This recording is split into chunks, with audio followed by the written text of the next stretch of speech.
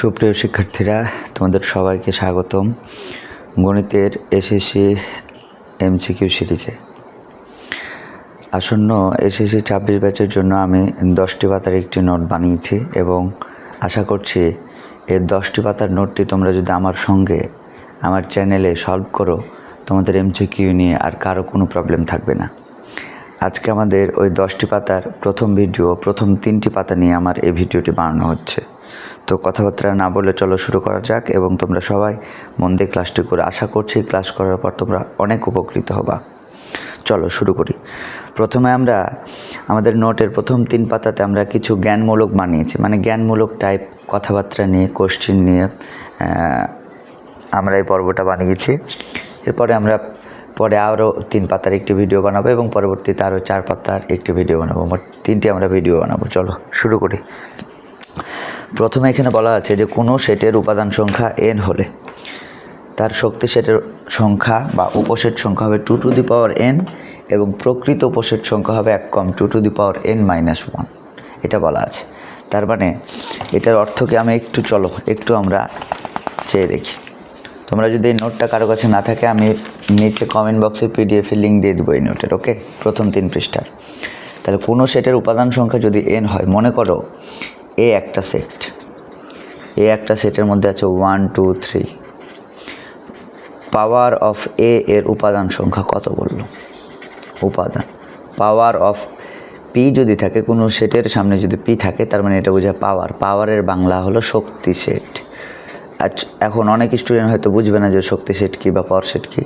এটা এখন আমরা বিবেচনা যাচ্ছি না, জাস্ট এমসিকিউ সলভ করছি। ইকুয়াল টু 1 2 3 হলে পাওয়ার অফ এ, মানে মনে করবা পি যদি দেওয়া থাকে, এটা শক্তি সেট বোঝায়। তো পাওয়ার অফ এর উপাদান সংখ্যা বা শক্তি বা উপসেট সংখ্যা নির্ণয় করো। যে কোনো একটা সেটের উপসেট সংখ্যা কয়টি হবে? এটার উত্তর হলো 2 to the power n। 2 to the power n মানে কি? n মানে তুমি গুণে দেখবা। n মানে তুমি গুণে দেখবে এখানে কত আছে, 1 2 3।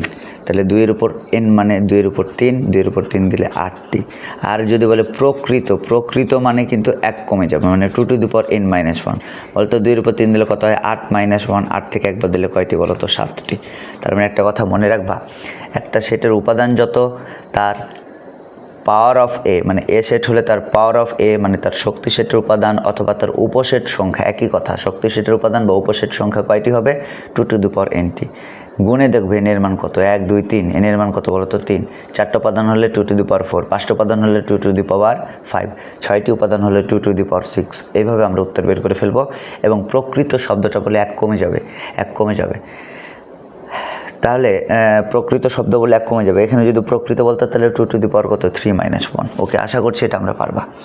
এটা যদি বলে যে কোনো সেটের, ধরো number of A equal two বললো এক্স। আচ্ছা, number of A equal to x, এটার অর্থ কি? Number of A equal to x, এটার অর্থ কি? Number of A equal to x, এটার অর্থ হলে এ সেটের উপাদান সংখ্যা এক্স। আমাকে যদি বলে এর উপসেট সংখ্যা কত, তাহলে এর উপসেট সংখ্যা হবে 2 to the power n-2 to the power n। তাহলে 2 টু দি পাওয়ার n এর মান কত? এক্স। তাহলে এর উত্তর হবে 2 টু দি পাওয়ার এক্স। যদি বলে প্রকৃত নাম্বার অফ এ, মানে এর সদস্য সংখ্যা কত? এক্স। যদি বলে প্রকৃত উপসেট কত হবে? 2 টু দি পাওয়ার x-1। এটা হবে 1 কম। তাহলে প্রকৃত বললে 1 কম, আর উপসেট বা শক্তি সেট বললে শুধুমাত্র হবে 2 টু দি পাওয়ার n। এখানে n এর মান হলো x। নাম্বার অফ এ মানে এর সদস্য সংখ্যা x-টি হলে তার উপসেট হবে 2 টু দি পাওয়ার x এবং প্রকৃত উপসেট হবে 2 টু দি পাওয়ার x-1। আশা করছি তোমরা এটা বুঝতে পারছো। এরপরে আমাদের কি বলেছে চলো দেখি। এখানে আমরা কিছু সংখ্যার সিরিজ সম্পর্কে কথাবার্তা বলেছি। এখানে বলা আছে মৌলিক সংখ্যা হলো 2 3 5 7। 1 থেকে 10-এর মধ্যে মৌলিক হলো 4টে, মুখস্থ রাখবে 2 3 5 7। তারপরে 10 থেকে 20-এর মধ্যে আরও 4টে, 11 13 17 19। এবং 20 থেকে 30-এর মধ্যে মৌলিক হলো 2টি, 23 আর 29। এই সংখ্যাগুলো তোমরা মুখস্থ রাখবা। স্বাভাবিক সংখ্যা n বলতে বোঝায় 1 2 3 4 5 আজীবন চলতে থাকবে। জেড মানে পূর্ণ সংখ্যার মধ্যে 3টা পার্ট থাকে। একটা হলো পজিটিভ সংখ্যাগুলো 1 2 3 4 5, একটা থেকে 0, আর একটা থেকে নেগেটিভ সংখ্যাগুলো বিপরীতে লিখতে থাকবে -1 -2 -3। তার মানে জেড মানে তার সংখ্যা কয়টা বলো তো? তিনটা অংশ। যদি বলে অঋণাত্মক পূর্ণ সংখ্যা মানে নেগেটিভ নয় এমন পূর্ণ সংখ্যাগুলো কে কে, অঋণাত্মক পূর্ণ সংখ্যা মানে নেগেটিভ নয় এমন পূর্ণ সংখ্যাগুলো কে কে, তাহলে নেগেটিভ নয় এমন পূর্ণ সংখ্যা হলো 0, আর পজিটিভ সংখ্যাগুলো 1 2 3 4 5 আজীবন চলতে থাকবে। এবার বলো গুণিতক মানে হলো নামতা, মানে গুণিতক মানে গুণ করে যেটা পাওয়া যায়, যেটাকে আমরা শর্টকাটে আমরা বলি নামতা। গুণিতক মানে নামতা, কারণ তোমার যদি বলে 3-এর গুণিতক মানে 3-এর ঘরে নামতা তুমি জুড়ে দিবে, 3 একে 3, 3 2 6, 3 3 9, 3 4 12, 3 5 15 ডট ডট ডট। যদি বলে 4-এর গুণিতক তাহলে 4-এর ঘরে নামতা জুড়ে দিবে, 4-কে 4, 4 2 8, 3 4 12, 4 4 16, 4 5 20, মানে গুণ আকারে যেগুলো পাওয়া যায় সেগুলো হলো গুণিতক। তাহলে গুণিতক মানে কি আমরা নামতা জুড়ে ফেলবো। আর গুণনীয়ক মানে হলো নামতা দিয়ে ভাঙানো। এখন তোমাকে যদি বলে 18 এর গুণনীয়ক কী কী, তুমি কি বলবা? 18 এর গুণনীয়ক কী বলবা? দেখো 18 এর গুণনীয়ক কী কী, তোমাকে বললো 18 এর গুণনীয়ক, আমি বললাম গুণনীয়ক, এর বড় শব্দটা মানে সরাসরি নামতা না, নামতা দিয়ে ভাঙানো। বলে 1-এর ঘরে নামতা দিয়ে ভাঙানো যায় 1 গুণ 18, 2-এর ঘরে নামতা দিয়ে ভাঙানো যায় 9 2 18, 3-এর ঘরে নামতা দিয়ে ভাঙানো যায় 3 6 18, 4 দিয়ে যায় না, 5 দিয়ে যায় না, 6 দিয়ে আবার যায় 3 6 18। এই দেখো 3 গুণ 6, 6 গুণ 3 একই কথা, রিপিট চলে আসলে এটা আমরা লিখবো না, আর বাকিগুলো চেকও করবো না, 7 8 9 এগুলো দিয়ে চেক করবো না। তাহলে 18 এর গুণনীয়ক আমরা কী পাচ্ছি? 1 পাচ্ছি, 2 পাচ্ছি, 3 পাচ্ছি, 6 পাচ্ছি, 9 পাচ্ছি, 18 পাচ্ছি। তাহলে আমি পাচ্ছি 1 2 3 6 9 18। এগুলো কার গুণনীয়ক বলো তো? 18 এর গুণনীয়ক। তার মানে তোমাকে গুণিতক বললে যেটার গুণিতক বলবে তারই নামটা জুড়ে দেবো, আর তোমারে যদি বলে গুণনীয়ক সেক্ষেত্রে কি করব? ওটাকেই 1-এর ঘরে নামতা, 2-এর ঘরে নামতা, 3-এর ঘরে নামতার, এভাবে গুণ আকারে ভাঙানোর চেষ্টা করব। রিপিট চলে এলে আর ভাঙানোর চেষ্টা করব না, অফ করব। যেমন 3 6 18, 4 দিয়ে যায় না, 5 দিয়ে যায় না, আবার 3 6 18, রিপিট চলে আসছে, এটা লিখলাম না, বাকিগুলো চেকও করলাম না। তাহলে 18 গুণনীয়ক পেলাম 1 2 3 6 9 18।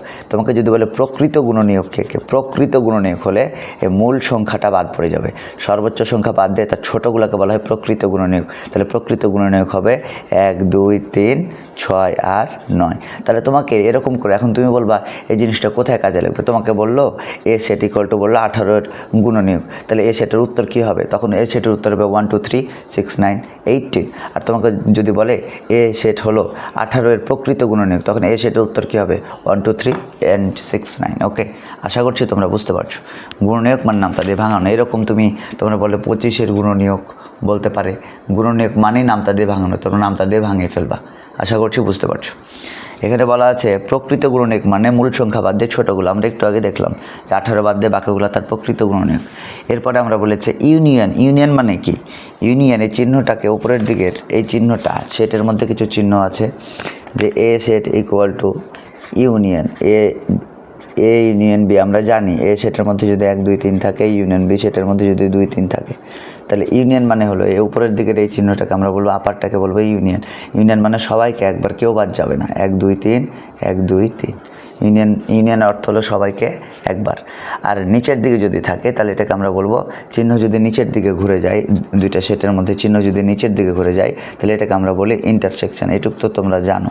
ইন্টারসেকশনের অর্থ কি? দালালগুলো একবার, দালালগুলো দুইটার মধ্যে দেখবো দালালকে এখানেও আছে এখানেও আছে, 2 আর 3। তাহলে নিচের দিকে থাকলে চিহ্নটা ইন্টারসেকশন মানে দালালগুলো একবার। এরপরে দুইটা সেটের মধ্যে যদি এরকম বাঁকা চিহ্ন বা বাদ চিহ্ন থাকে তাহলে এটা আমরা বুঝবো বাদ সেট। যেমন তোমাকে আমি যদি বলি এ বাদ বি, বা তোমাকে যদি বলি এ এরকম বাদ বি, বাঁকা দাগ থাকুক বিয়োগ থাকুক, এগুলো বাদ সেট। এর মধ্যে আছে মনে করো 1 2 3, আর বি এর মধ্যে আছে মনে করো 3 4 5। এটার বাদ সেটের উত্তর কত? বাদ সেট মানে হলো প্রথম বাড়ির ভালো লোকগুলো উত্তর। প্রথম বাড়ির দালালকে হত্যা করবো, বলো প্রথম বাড়ির 1কে দালাল না, 2কে প্রথম বাড়ির ভালো লোক, 1 ভালো লোক, প্রথম বাড়ির ভালো লোকগুলো উত্তর। 2 ভালো লোক, কেন ভালো লোক? কারণ 1 এখানে আছে এখানে নাই, 2 এখানে আছে এখানে নাই, তাহলে 1 2 ভালো লোক। কিন্তু 3 হলো দালাল, তাহলে 3 বাদ পড়ে গেল, আর বাদ পড়ার কেউ নাই, তাহলে উত্তর হলো আমার 1 আর 2। তাহলে বাদ সেটের উত্তর হলো তোমাকে 1 2 3 থেকে এটা বাদ দিতে বলেছে। 3 3 কমন পড়েছে, বাদ পড়ে গেছে, কিন্তু 4 5 বাদ যাবে না, কারণ 4 5 তো আমার এই সেটের মধ্যে নাই, আমি কি বাদ দেবো? তাহলে আমার থাকছে কত? 1 আর 2। দ্বিতীয় সেটের কোনো কিছু বাদ সেটের মধ্যে ঢোকানো যাবে না। বাদ সেটের মধ্যে দ্বিতীয় সেটের কোনো কিছু ঢোকানো যাবে না। আবারও বলছি, তাহলে এ হলো 1 2 3, বি হলো 3 4 5। এ বাদ দেবো কেমনি? বাদ দিতে বলেছে যে এখান থেকে 3 4 5 বাদ দেবো। 3 আমার কাছে আছে, বাদ পড়ে গেল, কিন্তু 4 5 কেন বাদ যাবে? আরে 4 5 তো আমার কাছে নাই, যে টাকাটা আমার কাছে না ওই টাকাটা আমি খরচ করব কিভাবে? তাহলে 4 5 আমার কাছে নাই, তাহলে 4 5 বাদ যাবে না, তাহলে আমার শুধু 3 বাদ গেল, থাকছে আমার 1 আর 2। আশা করছি তোমরা বুঝতে পারছো। দ্বিতীয় সেটের কোনো কিছু আসবে না, মানে প্রথম বাড়ির খাঁটি লোক, মানে এখানে আছে এখানে নাই, এগুলো বাদ সেটের উত্তর। এবার তোমাকে যদি বলে যে এ ইকুয়াল টু যদি বলতো 1 2 3 বিয়োগ বি ইকুয়াল টু যদি বলতো 4 5 6, এটার বাদ সেট কী হবে? তাহলে বলতো 4 5 6 বাদ দিতে বলেছে। আমার কাছে তো 4ই নাই, আমার কাছে 5ও নাই, আমার কাছে 6ও নাই, তাইলে এগুলো একটাও বাদ যাবে না। প্রথম বাড়ির 1 2 3 একটাও বাদ যাবে না, সবাই থাকবে 1 2 3, কারণ প্রথম বাড়ির ভালো লোকগুলো উত্তর। 1ও ভালো লোক, 2ও ভালো লোক, 3ও ভালো লোক, সবাই এখানে আছে, অন্য দলে নাই, তাল মিলাই নেই, 2 নৌকায় তাল মিলাই নাই, 1 নৌকাতেই আছে 1 2 3, সবাই এক দলেই আছে, তাহলে 1 2 3 উত্তর আমাদের। বাদ সেট আশা করি বুঝতে পারছো। এবং কার্তেশীয় গুণজ, কার্তেশীয় গুণজ হলো ক্রোমোজোড়ের সেট। এই ক্রোমোজোড়ের সেটকে অনেক সময় হাসি মজা করে আমরা বলি বিয়ের সেট, ঠিক আছে? তো কেমনে আমি একটু দেখি। কার্তেশীয় গুণজ মানে কি বলো তো? ক্রোমোজোড়ের সেট। মনে করো এ ক্রস বি, কার্তেশীয় গুণজ মানে ক্রস, এটা এ এর মধ্যে আছে মনে করে 1 আর 2, ক্রস বি এর মধ্যে আছে 3 আর 4, ক্রোমোজোড়ের সেট। ক্রোমোজোড়কে আমরা বলি বিয়ের সেট। কেন বিয়ের সেট বলি? কারণ মনে হবে এই প্রথম বারের লগে দ্বিতীয় বারের এখন আমরা বিয়ে পড়ার মতোই ব্যাপার স্যাপার। এককে যদি টাইট করে ধরি, যতবার বিয়ে পড়ানো যায় পড়া, 1 এর লগে 3 এর বিয়ে, অন্য বাড়ির 1 এর লগে 4 এর বিয়ে, 1 এর লগে 3 এর বিয়ে, 1 এর লগে 4 এর বিয়ে, আর কি বিয়ে পড়ানো যায় না। এবার 2 এর লগে কার, 2কে যদি টাইট করে ধরি, 2 এর লগে কার বিয়ে? 3 এর বিয়ে, 2 এর লগে কার বিয়ে বলো তো? 4 এর বিয়ে, তাহলে আরও বিয়ে পড়ানো যায় না। তার মানে কার্তেশীয় গুণজ মানে বিয়ের সেট, মানে ক্রোমোজোড়ের সেট। দেখো একটাকে টাইট করে ধরে যতগুলো বিয়ে পড়ানো যায় অন্য বাড়ির লগে, 1 এর লগে 3 4, 2 এর লগে 3 4, 1 এর লগে 3 4, 2 এর লগে 3 4, যতগুলো বিয়ে পড়ানো যায় আমরা বিয়ে পড়াই ফেলেছি। তাই এটাকে আমরা বলবো কার সেট বলো তো? ক্রোমোজোড়ের সেট বা বিয়ের সেট। এই ক্রোমোজোড়ে সবসময় আমরা প্রথম বন্ধনী ব্যবহার করি, লাস্টে আমরা দ্বিতীয় বন্ধনী ব্যবহার করি। এবার খেয়াল করে দেখো এখানে নাম্বার অফ এ কত ছিল? নাম্বার অফ এ মানে এ এর উপাদান কয়টা? এর উপাদান ছিল গুণে গুণে 1 আর 2, 2টা। আর বি এর উপাদান কত ছিল? নাম্বার অফ বি এর উপাদান কত ছিল? দেখো গুণে গুণে কয়টা? 1 আর 2, 2টা। তাহলে number of A cross B এর উপাদান কয়টা পেয়েছে? দেখো 1 2 3 4। ব্যাপারটা এরকম না, এগুলো গুণ 2 সমান সমান কয়টি পেয়েছে বলো তো? 4টি।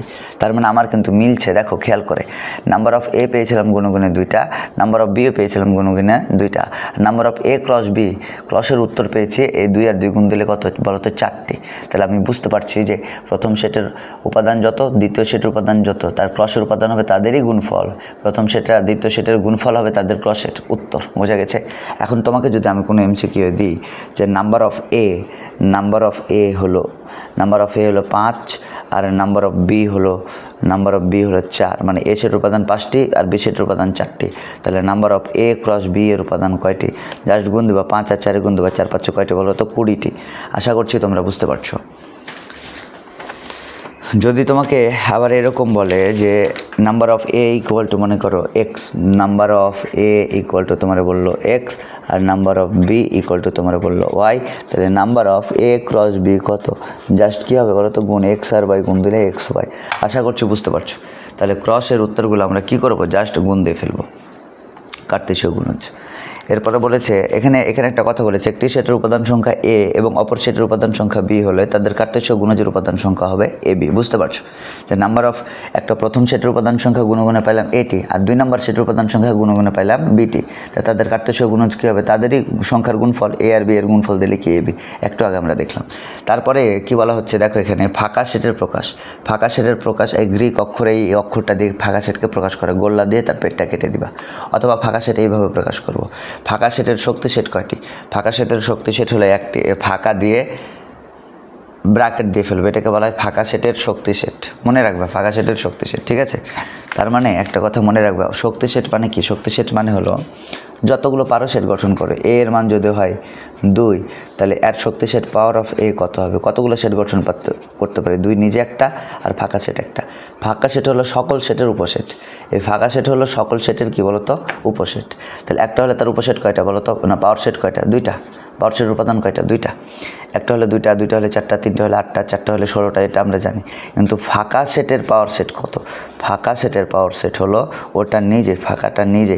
তাহলে ফাঁকা দিয়ে যদি আবার দ্বিতীয় বন্ধনী থাকে তাহলে এটাকে ফাঁকা সেট বলা হয় না। ফাঁকা সেট বলা হয় গোল্লা দিয়ে কেটে বা এটা এটাকে অথবা এটাকে আলাদা আলাদা ফাঁকা সেট বলা হয়, কিন্তু এই দুইটা নিয়ে জগা খিচুড়ি বানানো হইলে এরকম, এটাকে কোনোদিনই ফাঁকা সেট বলা হয় না, এটাকে বলা হয় ফাঁকা সেটের শক্তি সেট। মনে থাকবে, ফাঁকা সেটের শক্তি সেট। তাহলে তোমাকে যদি এই চিহ্নটা দিয়ে বলে এটা কি ফাঁকা সেট? না, এটা ফাঁকা সেট না, এটাকে আমরা বলবো ফাঁকা সেটের শক্তি সেট। তার মানে ও আরেকভাবে এমসিকিউ যদি দেয় যে এ ইকুয়াল টু ফাঁকা সেট হলে তার শক্তি সেট কয়টি, বলবো তার শক্তি সেট একটি। আশা করছি এই এমসিকিউ এর উত্তর তোমরা পারবা। তাহলে এটাকে বলা হয় ফাঁকা সেটের শক্তি সেট, এবং বলেছে এ ইকুয়াল টু ফাঁকা হলে পাওয়ার অফ এ নিচের কোনটি? তাহলে পাওয়ার অফ এর সদস্য সংখ্যা হবে একটি, আর পাওয়ার অফ এ নিচের কোনটি? এই যে ফাঁকা দিয়ে আবার তার সেট, এটাকে বলা হয় ফাঁকা সেটের সেট। ঠিক আছে, শক্তি সেট। আশা করছি তোমরা পারবে। এরপরে তোমাকে দুইটা তিনটা সেট গঠন তোমাকে দিতে পারে, যেমন ইন্টারসেকশনের সেট গঠন দিতে পারে, যে এ ইন্টারসেকশন বি এর সেট গঠন কি? তখন লিখবে এক্স অফ দ্যাট এক্স। আচ্ছা, এ আর বি এর ইন্টারসেকশন মানে কি? ইন্টারসেকশন মানে দালাল, অর্থাৎ উত্তরটা প্রথম বাড়িতেও থাকবে, এ এর মধ্যেও থাকবে, বি এর মধ্যেও থাকবে। এটা সেট গঠন কি? তাহলে এটা এ এর মধ্যেও থাকবে, বি এর মধ্যেও থাকবে। তাহলে লিখবে x such that x belongs two, x such that x বলতে বোঝাচ্ছি এই সেটের উপাদানগুলো। তাহলে উপাদানগুলো এক্স সাজ দ্যাট এক্স মানে উপাদানগুলো বিলংস টু এ মানে এ এর মধ্যে থাকবে, এবং এক্স বিলংস টু বি মানে উপাদানগুলো বি এর মধ্যেও থাকবে। কথাটা দেখো, এবং মানে কি বোঝায়? এবং মানে উপাদানগুলো এ এর মধ্যেও থাকবে, বি এর মধ্যেও থাকবে, মানে দালাল বোঝায়। তার মানে একটা কথা মনে রাখবা, ইন্টারসেকশনের সেট গঠন নিচের কোনটি, এরকম যদি এমসিকিউ দেয় তাহলে মনে রাখবে ইন্টারসেকশন মানে ইন্টারসেকশনের শব্দ হলো এবং শব্দটা যেখানে আছে ওটাই তার কি বলতো সেট গঠন। তাহলে ইন্টারসেকশন মানে হলো এবং, তার মানে তোমাকে যদি বলে যে এ ইন্টারসেকশন বি, তাহলে এটার সেট গঠন কী হবে? X such that x belongs to A, এবং হবে, এবং এক্স বিলংস টু কি? উপাদানগুলো হয় এ এর মধ্যে থাকবে এবং বি এর মধ্যে থাকবে, দুইটার মধ্যেই থাকবে, দালাল আকারে থাকবে। ঠিক আছে, তাহলে ইন্টারসেকশন মানে হলো এবং। আর যদি তোমাকে ইউনিয়ন বলে তাহলে এটার সেট গঠন কী হবে? X such that x belongs to A, ইউনিয়নের শব্দ হলো অথবা এক্স বিলংস টু কি বলো তো? বি। তার মানে ইউনিয়ন বললে আমরা অথবা বুঝবো। ইউনিয়ন মানে কি?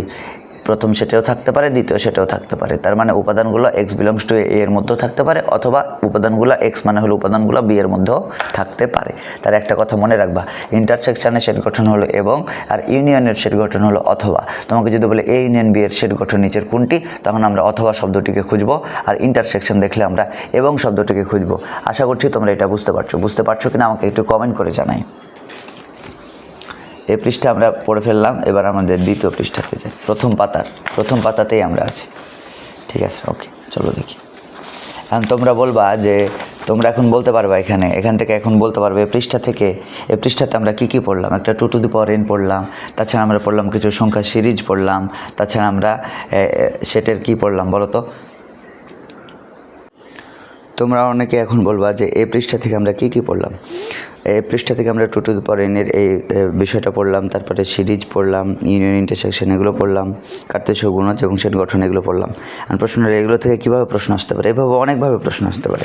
তোমাকে সেট গঠন থেকে দিতে পারে যে এরকম বলে দিল যে A equal to x such that x belongs to N, দিয়ে বললো এক্স মৌলিক সংখ্যা, এক্স মৌলিক সংখ্যা, এবং বলল যে 23 বড় আর 29 ছোট। একটু তোমাকে বলি, লিমিট সম্পর্কে একটু ধারণা থাকা লাগবে, মানে কোথা থেকে শুরু কোথা থেকে শেষ। যদি তোমাকে এরকম বলে টু, এই চিহ্ন দিল এক্স, এই চিহ্ন দিল 5, এটার মানে কি? এটার মানে হলো 2 এর সমান অথবা বড়, 5 এর সমান অথবা ছোট, অর্থাৎ এর নিচে গ্রেটার দ্যান আর লেস দ্যান, এটা এই গ্রেটার এক্স, এটা হলো উপাদানগুলো। ঠিক আছে, নিচে দাগ আছে মানে এটাকে সঙ্গে নিতে হবে। এখানেও নিচে দাগ আছে মানে 5 পর্যন্ত যাব এবং 5কেও সঙ্গে নিতে হবে। নিচে দাগ আছে মানে সঙ্গে নিতে হবে, বুঝতে হবে। তার মানে এটার অর্থ হলো 2কে সঙ্গে নিব, 3 নিব, 4 নিব, আর কত নিব? 5 নিব, যদি এক্স বিলংস টু এন হয়, এন এর মধ্যে হয়। কিন্তু যদি এরকম যদি বলে যে এক্স বিলংস টু এন, যা বললো 2, এরকম নিচের দাগ নাই, তাহলে এন মানে কি বুঝবো? এন মানে বুঝবো 1 2 3 4 5 আজীবন চলতে থাকবে। কিন্তু 2 এর নিচে দাগ নাই মানে 2 বাদে নিব, আর 5 এর নিচে দাগ নাই মানে 5 বাদে ছোটোগুলো নেব। তাহলে এটার উত্তর হলো 3 আর 4। তাহলে নিচে দাগ ইকুয়াল না থাকলে, দাগ মানে ইকুয়াল, নিচে দাগ না থাকলে বুঝতে হবে ওই অংশটা নেওয়া যাবে না, বাদ। তাহলে 5 এর নিচে দাগ নাই, এখানে দাগ নাই, তাহলে 5 বাদ। এর ভিতরে যারা থাকবে তাদের নিতে হবে। যাই হোক, চলো এটা আমরা দেখি। তাহলে যে কোনো তোমাকে এভাবে একটা সিরিজ, একটা লিমিট দিয়ে বলবে এটার তালিকা কী, মানে এটার পেটের মধ্যে কী হবে বলো। এন মানে 1 2 3 4 5, মৌলিক মানে কি বুঝি? ওই যে মৌলিকের আমাদের সিরিজ মুখস্থ আছে, কত বলো তো? 2 3 5 7 11 13 17 19 23 29, ওই যে বলো তো 11 13 17 19, তারপরে কত 23 আর 29। এবার কি বলেছে? 23-এর বড়, নিচে কিন্তু দাগ নাই। 29-এর ছোট, নিচে দাগ নেই মানে ছোট। 23-এর বড়, 29-এর ছোট, নিচে দাগ নেই মানে সঙ্গে এদের নেওয়া যাবে না। তাহলে 23-এর বড় 29-এর ছোট কেউ নাই, ফাঁকা সেট। তাহলে এটার উত্তর হলো এরকম ফাঁকা, অপশান খুঁজবো, অথবা এরকম ফাঁকা। এটা আর এটা দুইটার মধ্যে কোনটা অপশান আছে ওইটা খুঁজবো। এই দুইটার বাইরে যদি এরকম অপশানও থাকবে, এরকম, এটা কিন্তু আমার ফাঁকা সেট নয়, এটা হলো ফাঁকা সেটের শক্তি সেট, পাওয়ার সেট। তাহলে ফাঁকা সেট বলতে এটা বা এটা। এই ধরনের অনেক প্রবলেম থাকতে পারে, আমরা দেখবো এগুলো। ওকে, চলো আমরা দেখি। তারপরে আমরা দ্বিতীয় পৃষ্ঠায় চলে যাই। ওকে, দ্বিতীয় পৃষ্ঠাতে কি আছে? এখানে বলা হয়েছে পূরক কমপ্লিমেন্ট সেট। ঠিক আছে, পূরক আমরা কিভাবে বুঝবো দেখি যে এটা একটা পূরক সেট। পূরক আমরা দেখে বুঝবো। পূরক শব্দের অর্থ হলো সার্বিক থেকে বাদ, অর্থাৎ কোনো সেটের মাথাতে যদি আমি সি চিহ্ন দেখতে পাই বা এই প্রাইম চিহ্ন দেখতে পাই, তার মানে বুঝবো এটা হলো পূরক বোঝাচ্ছে। আর পূরক মানে সার্বিক থেকে বাদ। যেমন তোমাকে যদি বলে যে এ এর মাথাতে সি আছে, মানে এটা পূরক বোঝাচ্ছে। পূরক মানে সার্বিক থেকে বাদ, ইউ হলো সার্বিক সেট, ইউ মাইনাস এ। যদি বলে বি কমপ্লিমেন্ট, তার মানে লিখবো ইউ মাইনাস বি। ঠিক আছে, যদি বলে এ ইউনিয়ন বি প্রাইম, তাহলে লিখবো প্রাইম মানে কী বলো তো? পূরক মানে কি? সার্বিক থেকে বাদ, U minus A union B. আসলে আমরা পারবো। ইউ এর মান তোমার এমসিকিউ দেওয়া থাকবে যে সার্বিক সেট ইউ এর মান এত, এ ইউনিয়ন বি এত, জাস্ট ওটা বাদ দিয়ে দিবা, এমসিকিউগুলোর উত্তর হয়ে যাবে। আশা করছি এগুলো বুঝতে পারছো। যেমন তোমাকে যদি বলে ইউ ইকুয়াল টু, যদি বলে 1 2 3 4, আর তোমাকে বললো এ ইকুয়াল টু, বললো 2 3, তোমাকে বললো পাওয়ার অফ এ প্রাইম কত, মানে এ প্রাইমের পাওয়ার। আচ্ছা, এ প্রাইমের মধ্যে আগে সদস্য কয়টা একটু দেখি তো। এ প্রাইমের মধ্যে সদস্য কয়টা? এ প্রাইমের মধ্যে সদস্য হলো, এ প্রাইম মানে কি? এ প্রাইম মানে হলো U minus A. A prime মানে কি বলো তো? You minus A. ইউ থেকে এ বাদ দাও। ইউ থেকে যদি এ বাদ দিই তাহলে 2 3 বাদ, ইউ এর মধ্যে থাকে কত? 1 আর 4। 1 আর 4 মানে কয়টি? 2টি। তাহলে 2টির পাওয়ার হবে 2 এর উপর 2 কয়টি বলো তো? 4টি। আর 2টির প্রকৃত সেট কত হতে বলতো? 4-এর থেকে কত? প্রকৃত উপসেট কত হতো? প্রকৃত উপসেট হতো 4-এর থেকে 1 কম 3টি। আশা করছি তোমরা বুঝতে পারছো। তো এরকম যদি পাওয়ার থাকে, এরকম যদি কি থাকে বলো তো? পাওয়ার থেকে, পাওয়ার মানে ইউ মাইনাস যেটা আছে ওটা লিখে দিবা। পাওয়ার মানে কি? এরকম যদি পাওয়ার বলছে, এরকম যদি প্রাইম থাকে অথবা কমপ্লিমেন্ট থাকে, তার মানে আমরা লিখবো ইউ মাইনাস যেটার নাম আছে ওটার নাম লিখে ফেলবো। এটা পূরকের অঙ্ক, এগুলো পারবা, অনেকেই পারে এগুলো। আচ্ছা, এরপরে এখানে বলেছে কোনো ফাংশনের অক্ষরের জায়গায় ফাঁকা ঘর দিলে আমরা পাই কি? গাণিতিক কাঠামো। তারপরে লিখেছি এখানে এমসিকিউ যত মান চাইবে আমরা সলভ করে ফেলবো, বসাই দেবো। তো চলো আমরা একটু দেখে ফেলি। এটা কোনো একটা ফাংশনে ফাঁকা ঘরের জায়গায়, অক্ষরের জায়গায় ফাঁকা ঘর। আচ্ছা, ফাংশন কি? মনে করো কোনো একটা লাইন লিখলাম আমি, এক্স দিয়ে লিখলাম 3x + 2 3x - 2। কোনো অক্ষর দিয়ে লাইনকে আমরা বলবো আপাতত ফাংশন বলবো। ঠিক আছে, তাহলে এই লাইনটা লেখা হচ্ছে এক্স অক্ষর দিয়ে, তাই আমরা এটা বলছে এক্সের ফাংশন। কী বলবো? এক্সের ফাংশন। এখন তোমাকে বলো গাণিতিক কাঠামো কাকে বলে? একটা ফাংশনের এই যে অক্ষর দিয়ে লাইন লেখাকে আপাতত আমরা বলবো ফাংশন। এটা এক্স দিয়ে লেখা আছে। ফাংশন আমি মূল সংজ্ঞায় যাচ্ছি না, জাস্ট বোঝানোর জন্য বলছি। এক্স দিয়ে লেখা আছে লাইনটাতে, এটাকে আমরা বলছি এক্সের ফাংশন। তোমাকে বললো এফ অফ -2 এর মান কত? অন্য একটা চাইলো, এক্স দিয়ে লেখা আছে লাইনটা তোমাকে সাজিয়ে দিতে বলছে -2 দিয়ে। আগে গাণিতিক কাঠামো লিখবো, অক্ষরের জায়গায় ফাঁকা ঘর দেবো 3 ফাঁকা ঘর +2 3 ফাঁকা ঘর -2। অক্ষরের জায়গায় ফাঁকা ঘর দেবো, তাহলে অক্ষরের জায়গায় ফাঁকা ঘর দিলে যেটা পাই এটাকে বলা হয় গাণিতিক কাঠামো, ওই ফাংশনের গাণিতিক কাঠামো। তাহলে অক্ষরের জায়গায় ফাঁকা ঘর দিলে আমরা যেটা পাইলাম এটা হলে ফাংশনের গাণিতিক কাঠামো। এই গাণিতিক কাঠামো কী বসাবো বলো তো? -2। তাহলে -2 আর -2 বসাই দেবা। তো পুরাটা ক্যালকুলেটার মারবা, যেটা আসবে ওটাই আমার উত্তর। তার মানে এটাই বোঝাতে চাচ্ছি এমসিকিউ যে কোনো তোমাকে যদি ফাংশন দেওয়া থাকে, এবং ফাংশন থেকে অন্য কিছুর মান যদি বের করতে বলে, তাহলে অক্ষরের জায়গায় সুন্দর করে ফাঁকা ঘরে লিখবা। তা ফাঁকা ঘরে কী করবা? যার মান দিতে বলেছে মানগুলো বসাই দিবা, উত্তর বেরিয়ে চলে আসবে। যেমন তোমাকে যদি বলে F of x equal to 3x³ - 5x² + 2x + 6, তোমাকে বললো এফ অফ -1 এর মান কত? তাহলে কী করবো? আগে গাণিতিক কাঠামো লিখবো। 3 ফাঁকা ঘরের উপর কত বলো তো? 3 - 5 ফাঁকা ঘরের উপর 2 + 2 এক্সের জায়গায় ফাঁকা ঘর +6, এটা তার গাণিতিক কাঠামো। এই অক্ষরের জায়গায় ফাঁকা ঘর দিলে তার গাণিতিক কাঠামো পাই। গাণিতিক কাঠামো এবার এমসিকিউ যেটা বলেছে ওটা বসাই দেবো, -1 - 1 পুরোটা ক্যালকুলেটার মেরে যেটা উত্তর আসবে ওটাই হলো আমার এমসিকিউ এর উত্তর। আশা করছি এই ধরনের এমসিকিউগুলো তোমরা সলভ করতে পারবা। যে কোনো একটা অক্ষর দিয়ে লাইন থাকবে, মানে ফাংশন থাকবে, তোমাকে অন্য কোনো একটা মান ভ্যালু বের করতে বলবে, গাণিতিক কাঠামো বসে বের করে ফেলবো। আচ্ছা, এবার বলেছে এখানে ছোট্ট করে একটা কথা বলেছে যে ইউনিয়নের সেট গঠন কি, তাহলে এক্স আজ দ্যাট এক্স মানে তার উপাদানগুলো বিলংস টু এ এর মধ্যে থাকবে, ইউনিয়ন মানে হলো অথবা, অথবা বিলংস টু বি মানে বি এর মধ্যে থাকবে, তার মানে এর মধ্যেও থাকতে পারে বি এর মধ্যেও থাকতে পারে। আশা করছি এগুলো বুঝতে পারছো।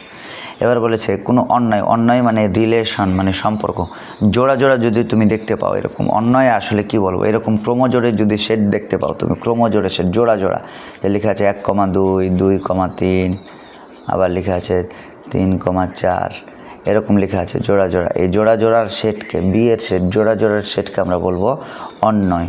জোড়া জোড়ার সেটকে আমরা কি বলবো বলো তো, অন্যায়।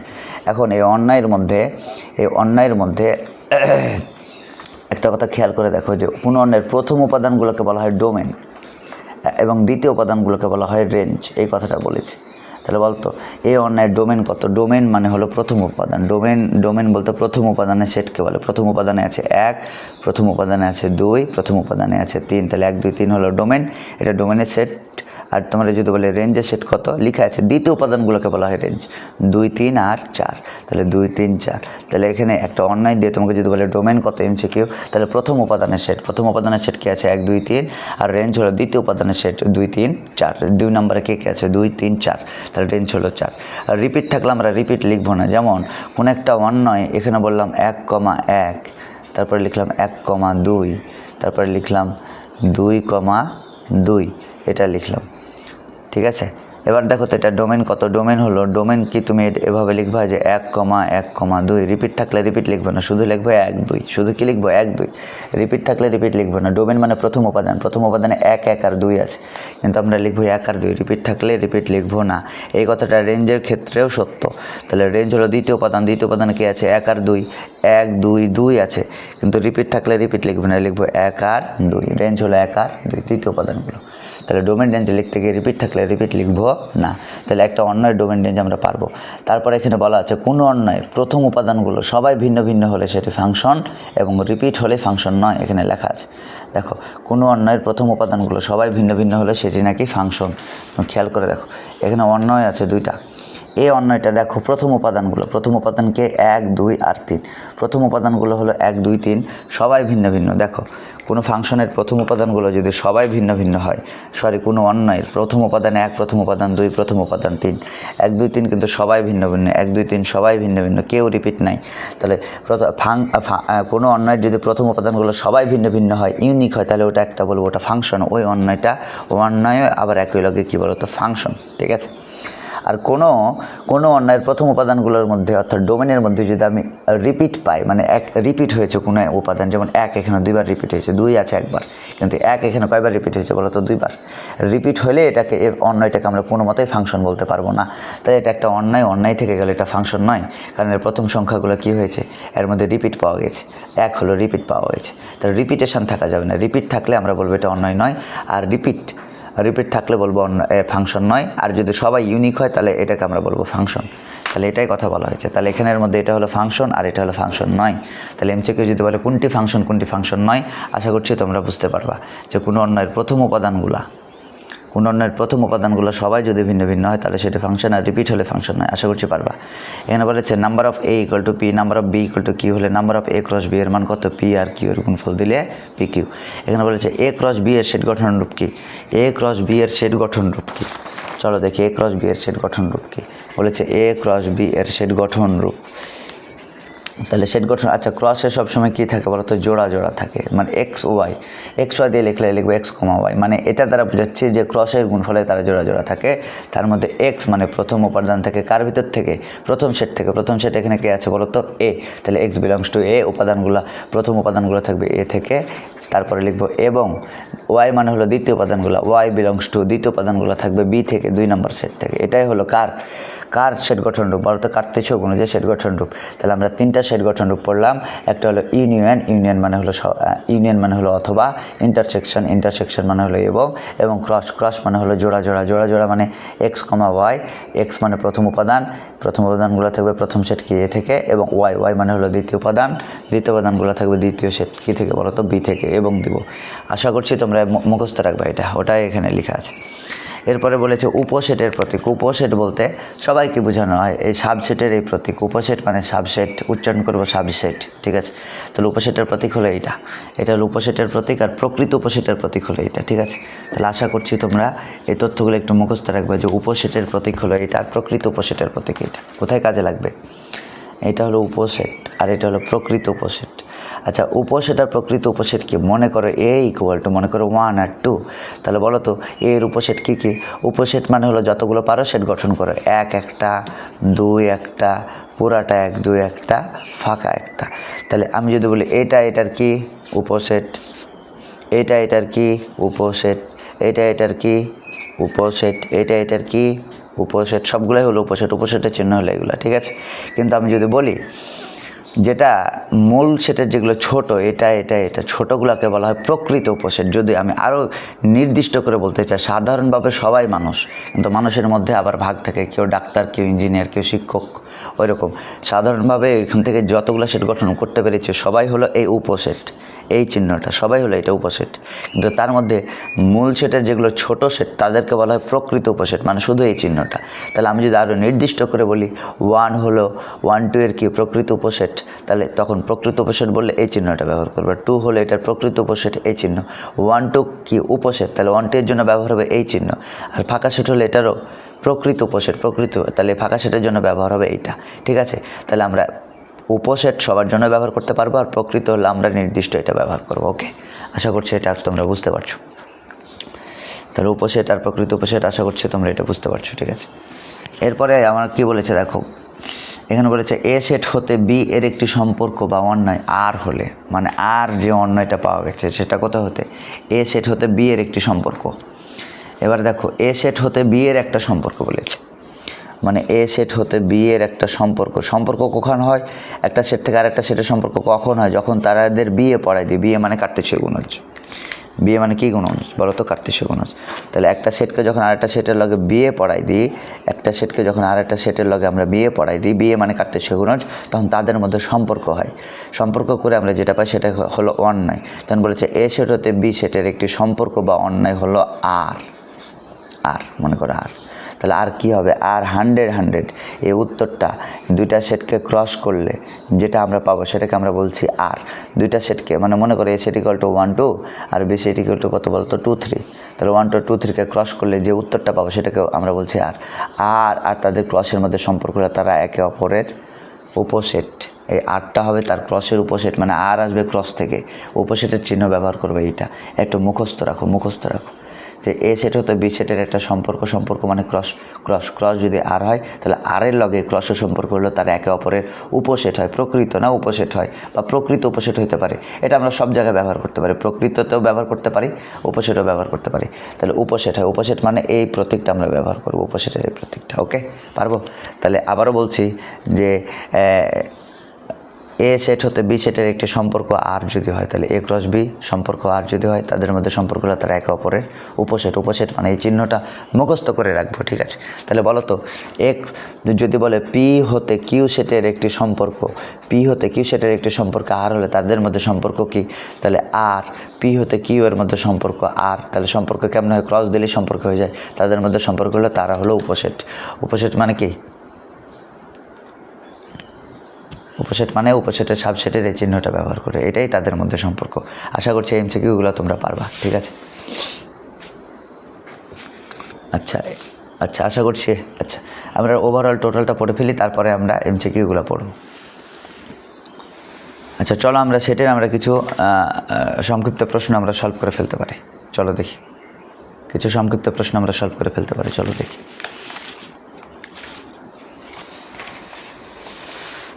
আচ্ছা চলো দেখি, এখানে কিছু সেটের আমরা কিছু সলভ করে ফেলতে পারি। চলো দেখি। আচ্ছা, সলভ করার আগে আমরা টোটালটা আগে আমরা প্রথম 3টা পৃষ্ঠা আগে মুখস্থ আগে পড়ে ফেলি, ঠিক আছে। মুখস্থ আমরা একটু দেখে ফেলি ঝটপট ঝটপট কী কী আছে। এখানে একটা কথা বলেছ, সম্ভব ত্রিভুজের প্রত্যেক কোণের মান 60 ডিগ্রি। এটা তোমাকে ব্যাখ্যা করতে বলেছে। সম্ভব ত্রিভুজের প্রত্যেক কোণের মান কত ডিগ্রি ব্যাখ্যা করতে বলেছে বলো তো? 60 ডিগ্রি। চলো একটু দেখি। ওখানে বলেছে একটা সমবাহু ত্রিভুজ, একটা সমবাহু ত্রিভুজের 3 বাহু কত বলো তো সমান, 3 বাহু সমান হলে 3 কোণ সমান 180 ডিগ্রি কিন্তু ভাগ দিলে প্রত্যেক কোণের মান কত ডিগ্রি বলতো 60 ডিগ্রি। তার মানে একটা সমবাহু ত্রিভুজের প্রত্যেক কোণের মান 60 ডিগ্রি। তারপরে বলেছে সমবাহু ত্রিভুজের এই পড়াটুকু একটু আমরা দেখে ফেলি। সমবাহু ত্রিভুজের বহিস্থ কোণের মান 120 ডিগ্রি, সমবাহু ত্রিভুজের বহিস্থ কোণের বিপরীত অন্তস্থ কোণ দ্বারা সমষ্টি হলো 120 ডিগ্রি। সমবাহু ত্রিভুজের একটা বাহুকে উভয় দিকে বর্ধিত করলে, চলো দেখি। তাহলে একটা সমবাহু ত্রিভুজ যদি তোমাকে বলে এরকম একটা চিত্র দিয়ে বললে 3টা দাগ দিল, তার মানে এটা 3 বাহু সমান, তার মানে এটা একটা সমবাহু ত্রিভুজ। সমবাহু ত্রিভুজের এ কোণ, এ দিল, বি দিল, তারপরে সি দিল, তোমাকে বললো এ কোণের মান কত 60 ডিগ্রি, বি কোণের মান কত 60 ডিগ্রি, সি কোণের মান কত 60 ডিগ্রি, কারণ সমবাহু ত্রিভুজের প্রত্যেক কোণের মান 60 ডিগ্রি। এবার এই সমবাহু ত্রিভুজের যে কোনো একটা বাহুকে যদি আমি বাইরে টান মারি, কাম ধরে যেমন টান মারা যায়, যে কোনো একটা বাহুকে ধরে আমি যদি টান মারি তাহলে এটা বাইরের দিকে বৃদ্ধিপ্রাপ্ত হয়ে বাইরের দিকে একটা কোণ তৈরি করে ফেলে। এই বাইরের দিকে যে কোণটা তৈরি করলে এটাকে আমরা বলি বহিস্থ কোণ। কী কোণ বলি? বহিস্থ কোণ। এই বহিস্থ কোণের মান কত? এই বহিস্থ কোণের মান হলো, তুমি দেখো ভেতরের এই 3টা কোণকে বলবো অন্তস্থ কোণ। একটা সমকোণে সমবাহু ত্রিভুজের এই বহিস্থ কোণের কাছাকাছি যেটা আছে এটা কাছাকাছি অন্তস্থ কোণ, আর দূরে দূরে যেগুলো আছে সেগুলোকে বলবো বিপরীত অন্তস্থ কোণ। ঠিক আছে, তাহলে বহিস্থ কোণের ভেতরে যারা আছে তারা সবাই অন্তস্থ কোণ, তার মধ্যে এটা কাছাকাছি সন্নিহিত অন্তস্থ কোণ, এটা নিয়ে আমার মাথা ব্যথা নেই। আর দূরে দূরে যে আছে, বহিস্থ কোণের দূরে দূরে যে আছে তাদেরকে বলা বিপরীত অন্তস্থ কোণ। তাহলে বিপরীত অন্তস্থ কোণ বলা হয় এই দুইটাকে বলা হয় বিপরীত অন্তস্থ কোণ, বিপরীত অন্তস্থ কোণ। এবার বলো বহিস্থ কোণের মান কয় ডিগ্রি? একটা সমবাহু ত্রিভুজের বহিস্থ কোণের মান 120 ডিগ্রি। কীভাবে 120 ডিগ্রি? তুমি দেখো টোটালটা কত? বহিস্থ কোণ আর ভেতরের এই কোণ টোটালটা কয় ডিগ্রি? 180 ডিগ্রি না? টোটালটা 180 ডিগ্রি, কারণ আমরা জানি গণিতে এরকম অর্ধেক ফুটবল, পুরা ফুটবল না, পুরা ফুটবল হলো 360 ডিগ্রি, আর অর্ধেক ফুটবলকে আমরা বলি 180 ডিগ্রি। তাহলে অর্ধেক ফুটবলের মধ্যে এই কোণটা কিন্তু 60 ডিগ্রি, কারণ সমবাহু ত্রিভুজের প্রত্যেকটা কোণ 60 ডিগ্রি। তাহলে 180 থেকে 60 ডিগ্রি বাদ দাও, তাহলে বহিস্থ কোণের মান থেকে 120 ডিগ্রি। তাহলে সমবাহু ত্রিভুজের প্রত্যেকটা বহিস্থ কোণের মান কত? 120 ডিগ্রি। এই এমসিকিউটায় লেখা আছে। তারপরে লেখা আছে সমবাহু ত্রিভুজের বহিস্থ কোণের বিপরীত অন্তস্থ কোণ দ্বয়ের সমষ্টি। বিপরীত অন্তস্থ কোণ মানে দূরের কোণ। এই দূরের কোণের সমষ্টি কত? এটা 60, এটাও 60 যোগ করলে এখানেও 120 ডিগ্রি হয়। তাহলে সমবাহু ত্রিভুজের বহিস্থ কোণের মান হলো 120 ডিগ্রি, আর বিপরীত অন্তস্থ কোণ দ্বয়ের সমষ্টি মানে 60 আর 60 এখানেও যোগ দিলে কত? এটাও 120 ডিগ্রি। এরপরে একটা কথাবার্তা বলেছে, সমবাহু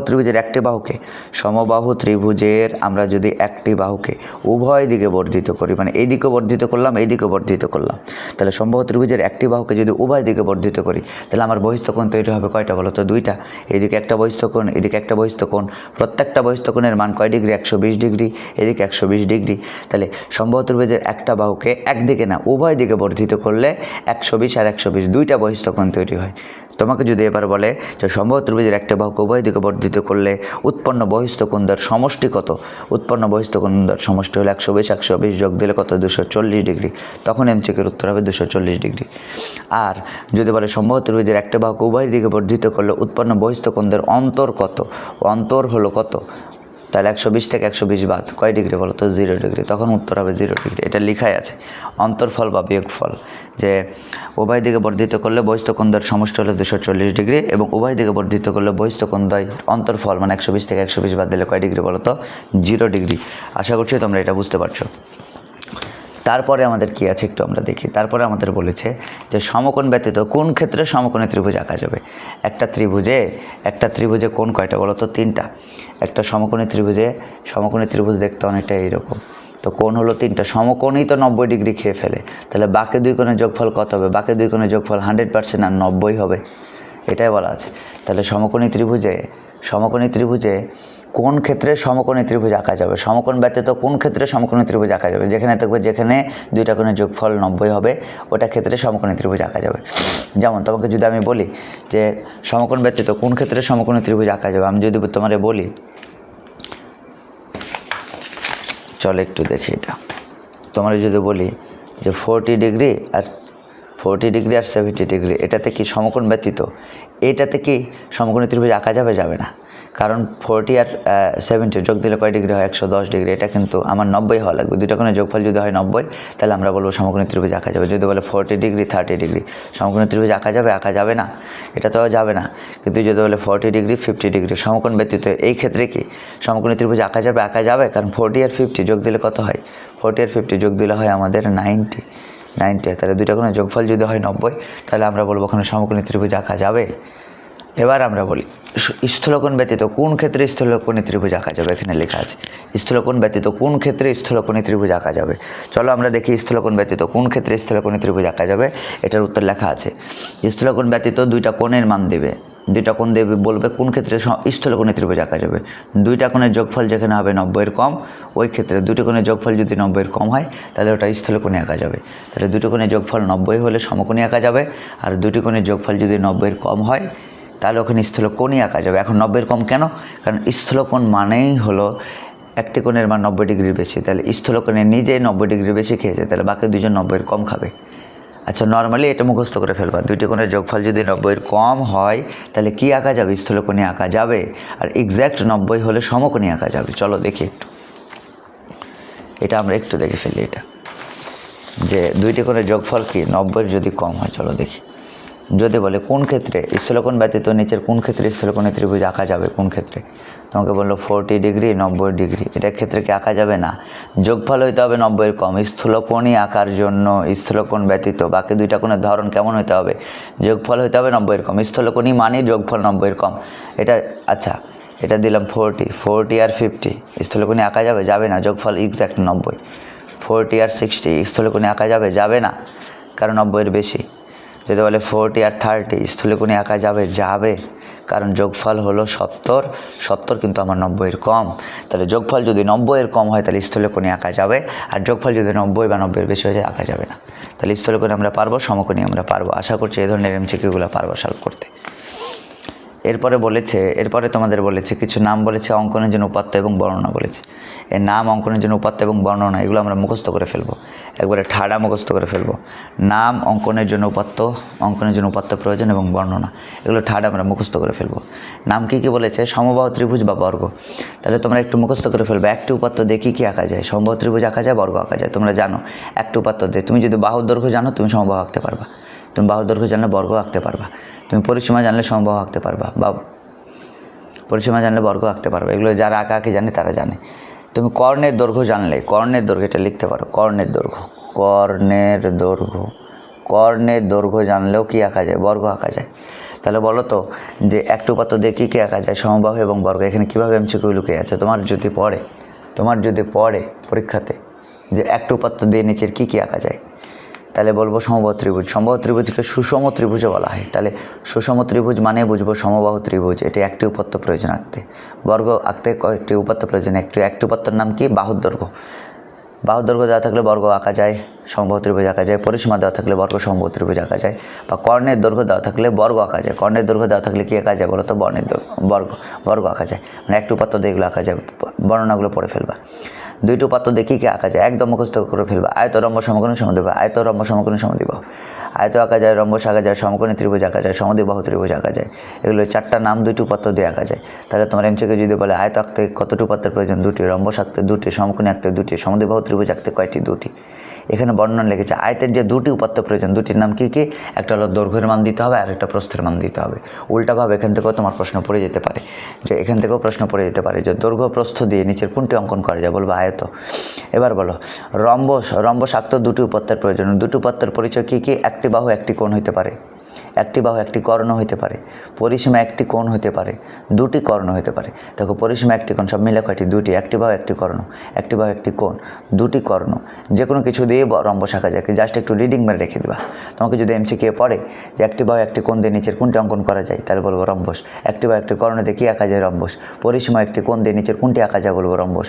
দুটি কর্ণ দিয়ে নিচের কোনটি আঁকা যায়? রম্বস। অনেক এমসিকিউ আছে। বা রম্বস আঁকতে কতটি উপাত্তের প্রয়োজন? বলবো দুটি। সমদ্বিবাহু আঁকতে কতটি উপাত্তের প্রয়োজন? বলবো দুটি। তাহলে আমার পরিচয় পর্ব থেকে শুধুমাত্র আয়ত আর রম্বসের পরে দৈর্ঘ্য প্রস্থ দেওয়া থাকলে নিচের কোনটি আঁকা যায়? বলবো আয়ত। এই প্রশ্নগুলো, এই ধরনগুলো একটু পড়ে ফেলবা। এরপরে দেখো তিনটি উপাত্ত দিয়ে কী আঁকা যায়? 3 নম্বর ক্রমিকে আছে ত্রিভুজ এবং সামান্তরিক। তার মানে এটা খুবই বিখ্যাত একটা এমসিকিউ যে ত্রিভুজ অঙ্কন করতে কতটি উপাত্তের প্রয়োজন? বলবো 3টি। সামান্তরিক অঙ্কন করতে কতটি উপাত্তের প্রয়োজন? বলবো কি বলো তো? 3টি। আচ্ছা, সমকোণে আঁকতে দুইটি প্রয়োজন। সমকোণের পরিচয় এখানে লিখে দিয়েছে, একটা হলো অতিভুজ আর একটা হলো অপর এক বাহু।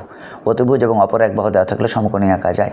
তাহলে সমকোণে আঁকতেও দুটি প্রয়োজন, দুটির পরিচয় কি? একটা হলো অতিভুজ আর একটা হলো অপর এক বাহু। দুটির কাহিনী গেল। তিনটির মধ্যে কী কী আছে? সমকোণী ত্রিভুজ আঁকতে তিনটি উপাত্তের প্রয়োজন, সামান্তরিক আঁকতে তিনটি উপাত্তের প্রয়োজন। এমসিকিউটা প্রচুর আসে যে ত্রিভুজ আঁকতে কতটি উপাত্তের প্রয়োজন, বলবো তিনটি। সামান্তরিক আঁকতে কতটি উপাত্তের প্রয়োজন, বলবো তিনটি। এবং তিনটির পরিচয় কী কী এখানে লিখে দেওয়া আছে, যে তিনটি বাহু থাকলে ত্রিভুজ আঁকা যায়, যা ইচ্ছা আঁকা যায়। তিনটি বাহু থাকলে ত্রিভুজ আঁকা যায়, দুইটি বাহু একটি কোণ থাকলে ত্রিভুজ আঁকা যায়, একটি বাহু দুটি কোণ থাকলেও ত্রিভুজ আঁকা যায়, মোট মিলে তিনটি। শুধুমাত্র একটি কেজে ত্রিভুজ আঁকা যায় না, শুধুমাত্র তিনটি কোণ দিয়ে কখনো ত্রিভুজ অঙ্কন সম্ভব নয়। তাহলে ত্রিভুজ তিনটি মাপ হলেই ত্রিভুজ আঁকা যাবে, শুধুমাত্র একটা কেজে ত্রিভুজ আঁকা যাবে না। কেজটা কি? যে তিনটি কোণ দেওয়া থাকলে কখনোই ত্রিভুজ আঁকা যায় না, তিনটি কোণ দেওয়া থাকলে কখনোই ত্রিভুজ আঁকা যায় না, এটা মনে রাখতে হবে। তাহলে ত্রিভুজ বা সামান্তরিকের জন্য তিনটি বাহু থাকলে আঁকা যায়, দুটি বাহু একটি কোণ, একটি বাহু দুটি কোণ, সবই দিয়ে আঁকা যায়, তিনটি কোণ দিয়ে আঁকা যায় না। তাহলে তিনটি কোণ দিয়ে কখনোই ত্রিভুজ অঙ্কন সম্ভব নয়, বাকি সব ক্ষেত্রে ত্রিভুজ অঙ্কন সম্ভব। আর সামান্তরিক আঁকতে কয়টি উপাত্তের প্রয়োজন? তিনটি। প্রচুর পরীক্ষায় আসে সামান্তরিক আঁকতে কয়টি উপাত্তের প্রয়োজন? তিনটি। ট্রাপিজিয়াম আঁকতে কয়টি উপাত্তের প্রয়োজন? ট্রাপিজিয়াম আঁকতে উপাত্তের প্রয়োজন হলো চারটি। চারটি কী কী? দুটি সমান্তরাল বাহু আর দুটি কোণ। আমরা আঁকাকে দেখেছিলাম যে দুটি সমান্তরাল বাহু এবং দুটি কোণ দেওয়া থাকলে আমরা ট্রাপিজিয়াম আঁকতে পারবো। চতুর্ভুজ আঁকতে মোট পাঁচটি উপাত্তের প্রয়োজন। অনেকে মনে করে চতুর্ভুজ মানে চারটি উপাত্তের প্রয়োজন, না, চারটের মধ্যে শুধু ট্রাপিজিয়ামের নাম আছে। তাহলে চতুর্ভুজ আঁকতে উপাত্তের প্রয়োজন কয়টি বলো তো? পাঁচটি। পাঁচটি উপাত্ত কী কী? এখানে সুন্দর করে লেখা আছে। চারটি বাহু হলে আর একটি কী লাগবে? কোণ। চারটি বাহু একটি কর্ণ, দুইটি বাহু তিনটি কোণ, তিনটি বাহু দুইটি কর্ণ, তিনটি বাহু দুইটি কোণ। তাহলে সব মিলিয়ে পাঁচটি। এখন এখান থেকে এমসিকিউ তোমার দিতে পারে, যদি বলে যে একটি চতুর্ভুজ অঙ্কনে তিনটি বাহু দেওয়া থাকলে আর কতটি কোণের প্রয়োজন, তখন বলবো আর দুইটি কোণের প্রয়োজন। এখান থেকে যে তিনটি বাহু দেওয়া থাকলে আর কতটি কোণের প্রয়োজন, বলবো দুটি। বা এভাবে বলতে পারে তিনটি বাহু দেওয়া থাকলে আর কতটি কর্ণের প্রয়োজন, দুইটি। 3 আর 2 কত? 5। এভাবে থাকতে পারে দুটি বাহু দেওয়া থাকলে আর কতটি কোণের প্রয়োজন চতুর্ভুজ অঙ্কনের জন্য, তাহলে দুইটি বাহু দেওয়া আছে আর কোণ প্রয়োজন কয়টা? 3টা। তাহলে 2 আর 3 কত? 5। সব মিলিয়ে আমার 5টা। এভাবে এমসিকিউ থাকতে পারে। এখানে সামান্তরিকের পরিচয় দিয়েছে যে এই যে সামান্তরিক আঁকতে তিনটি প্রয়োজন, তিনটির নাম কী কী? একটা হলো দুটি সংলগ্ন বাহু এবং তাদের অন্তর্গত কোণ। অর্থাৎ সামান্তরিক আঁকতে দুটি সংলগ্ন বাহু এবং তাদের অন্তর্গত কোণ দেওয়া থাকলে আমরা সামান্তরিক আঁকতে পারবো। তো পরিচয়গুলো পড়ে ফেলবা আর ক্রম অনুযায়ী মুখস্থ রেখে ফেলবা। যে 1-এর মধ্যে কে কে আছে? সমবাহু ত্রিভুজ বর্গ। 2-এর মধ্যে নাম কে আছে? আয়তরম্য সমকোণী সমদ্বিবাহু। 3-এর মধ্যে নাম 2 জন আছে, ত্রিভুজ সামান্তরিক। 4-এর মধ্যে নাম আছে একজন, ট্রাপিজিয়াম। 5-এর মধ্যে নাম আছে চতুর্ভুজ। কে আঁকতে কতটি উপাত্তের প্রয়োজন এবং তার পরিচয়গুলো থেকে একটু তোমরা নিজেরা পড়ে ফেলবা। ওকে, আশা করছি এটা বুঝতে পারছো। এখান থেকে অনেকগুলা। এখান থেকে একটা বিখ্যাত এমসিকিউ হলো যে কর্ণের দৈর্ঘ্য, শুধুমাত্র কর্ণের দৈর্ঘ্য দিয়ে নিচের কোণটি আঁকা যায়, বলবো বর্গ। বাহুর দৈর্ঘ্য দিয়ে নিচের কোণটি আঁকা যায়, বর্গ বা সমবাহু। পরিসীমা দিয়ে নিচের কোণটি আঁকা যায়, বর্গ বা সমবাহু। কিন্তু কর্ণের দৈর্ঘ্য দিয়ে নিচের কোণটি আঁকা যায়, সরাসরি বলবো বর্গ। বাকিগুলো পড়লা, ঠিক আছে? আশা করছি তোমরা বুঝতে পারছো এটা। ওকে,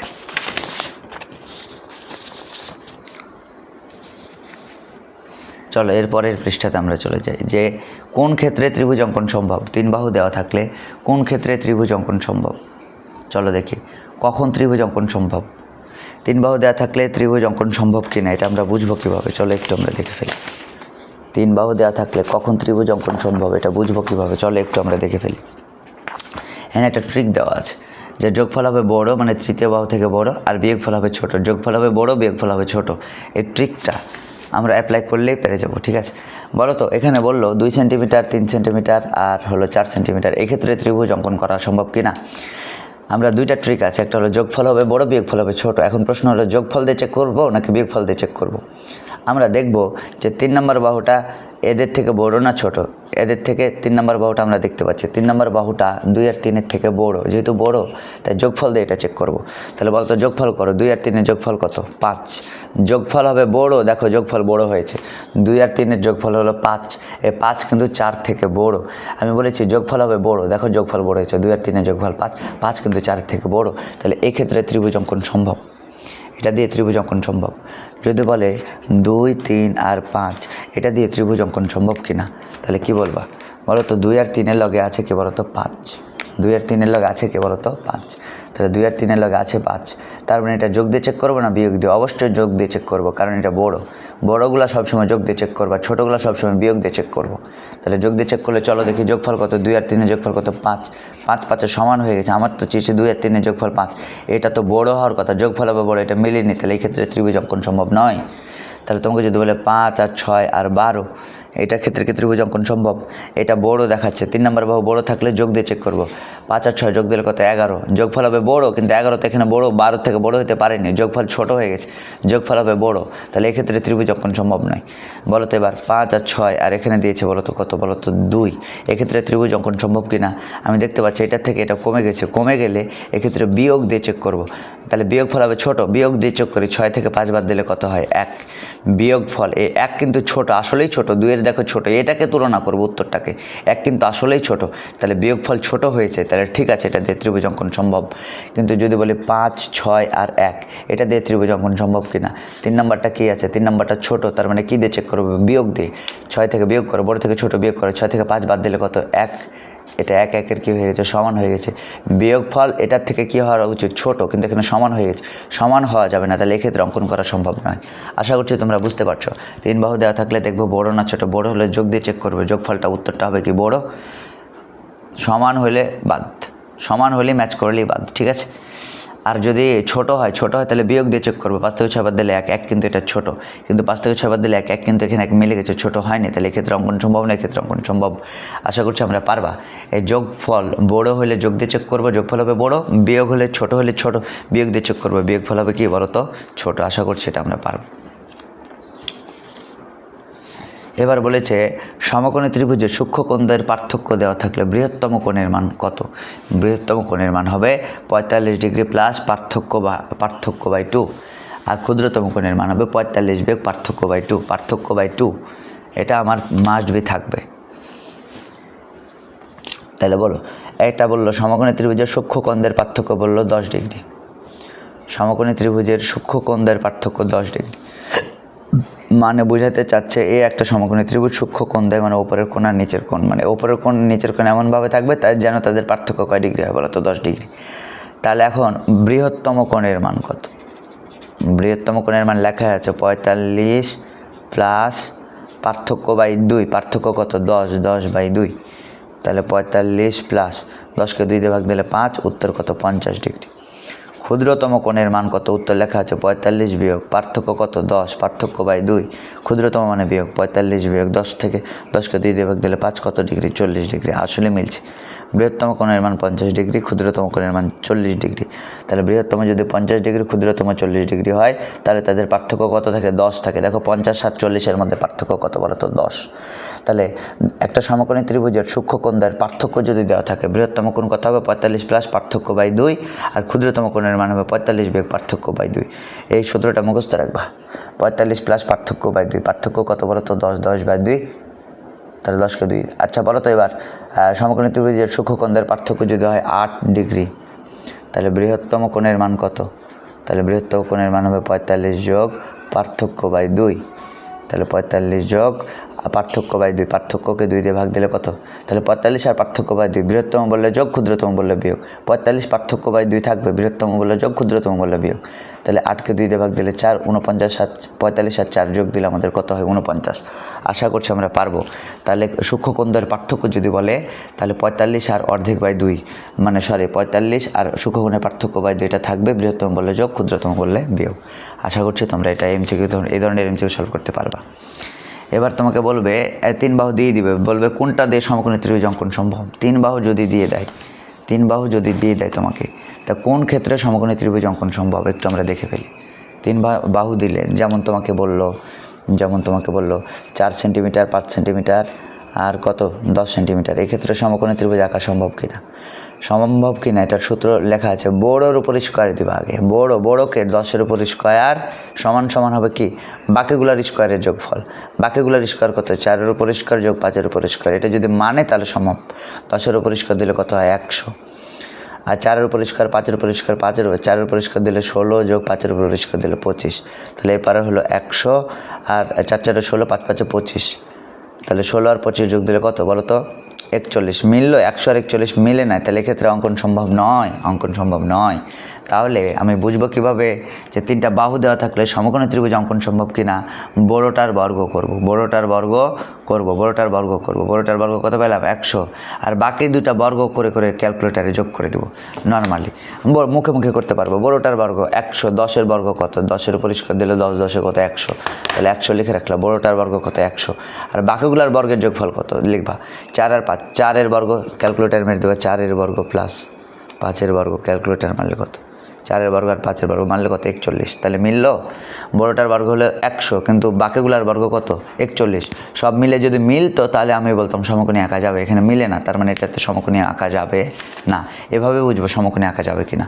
তার মানে এখানে এই যে এখানে ট্রিকটা লেখা আছে, বড়টার উপর বর্গ সমান সমান যদি বাকিগুলার বর্গ, অর্থাৎ এই ফাঁকা ঘরে আছে বাকিগুলা, বড়টা বাদে বাকিগুলা, বড়টা বাদে বাকিগুলার বর্গের যোগফল যদি বড়টার বর্গের সমান হয়ে যায়, শর্ত যারা মানবে সেটি দ্বারা সমকোণী ত্রিভুজ অঙ্কন সম্ভব। আর এই শর্ত যারা মানবে না সেটি দ্বারা সমকোণী ত্রিভুজ অঙ্কন সম্ভব নয়। যদি আমি এটা বলি,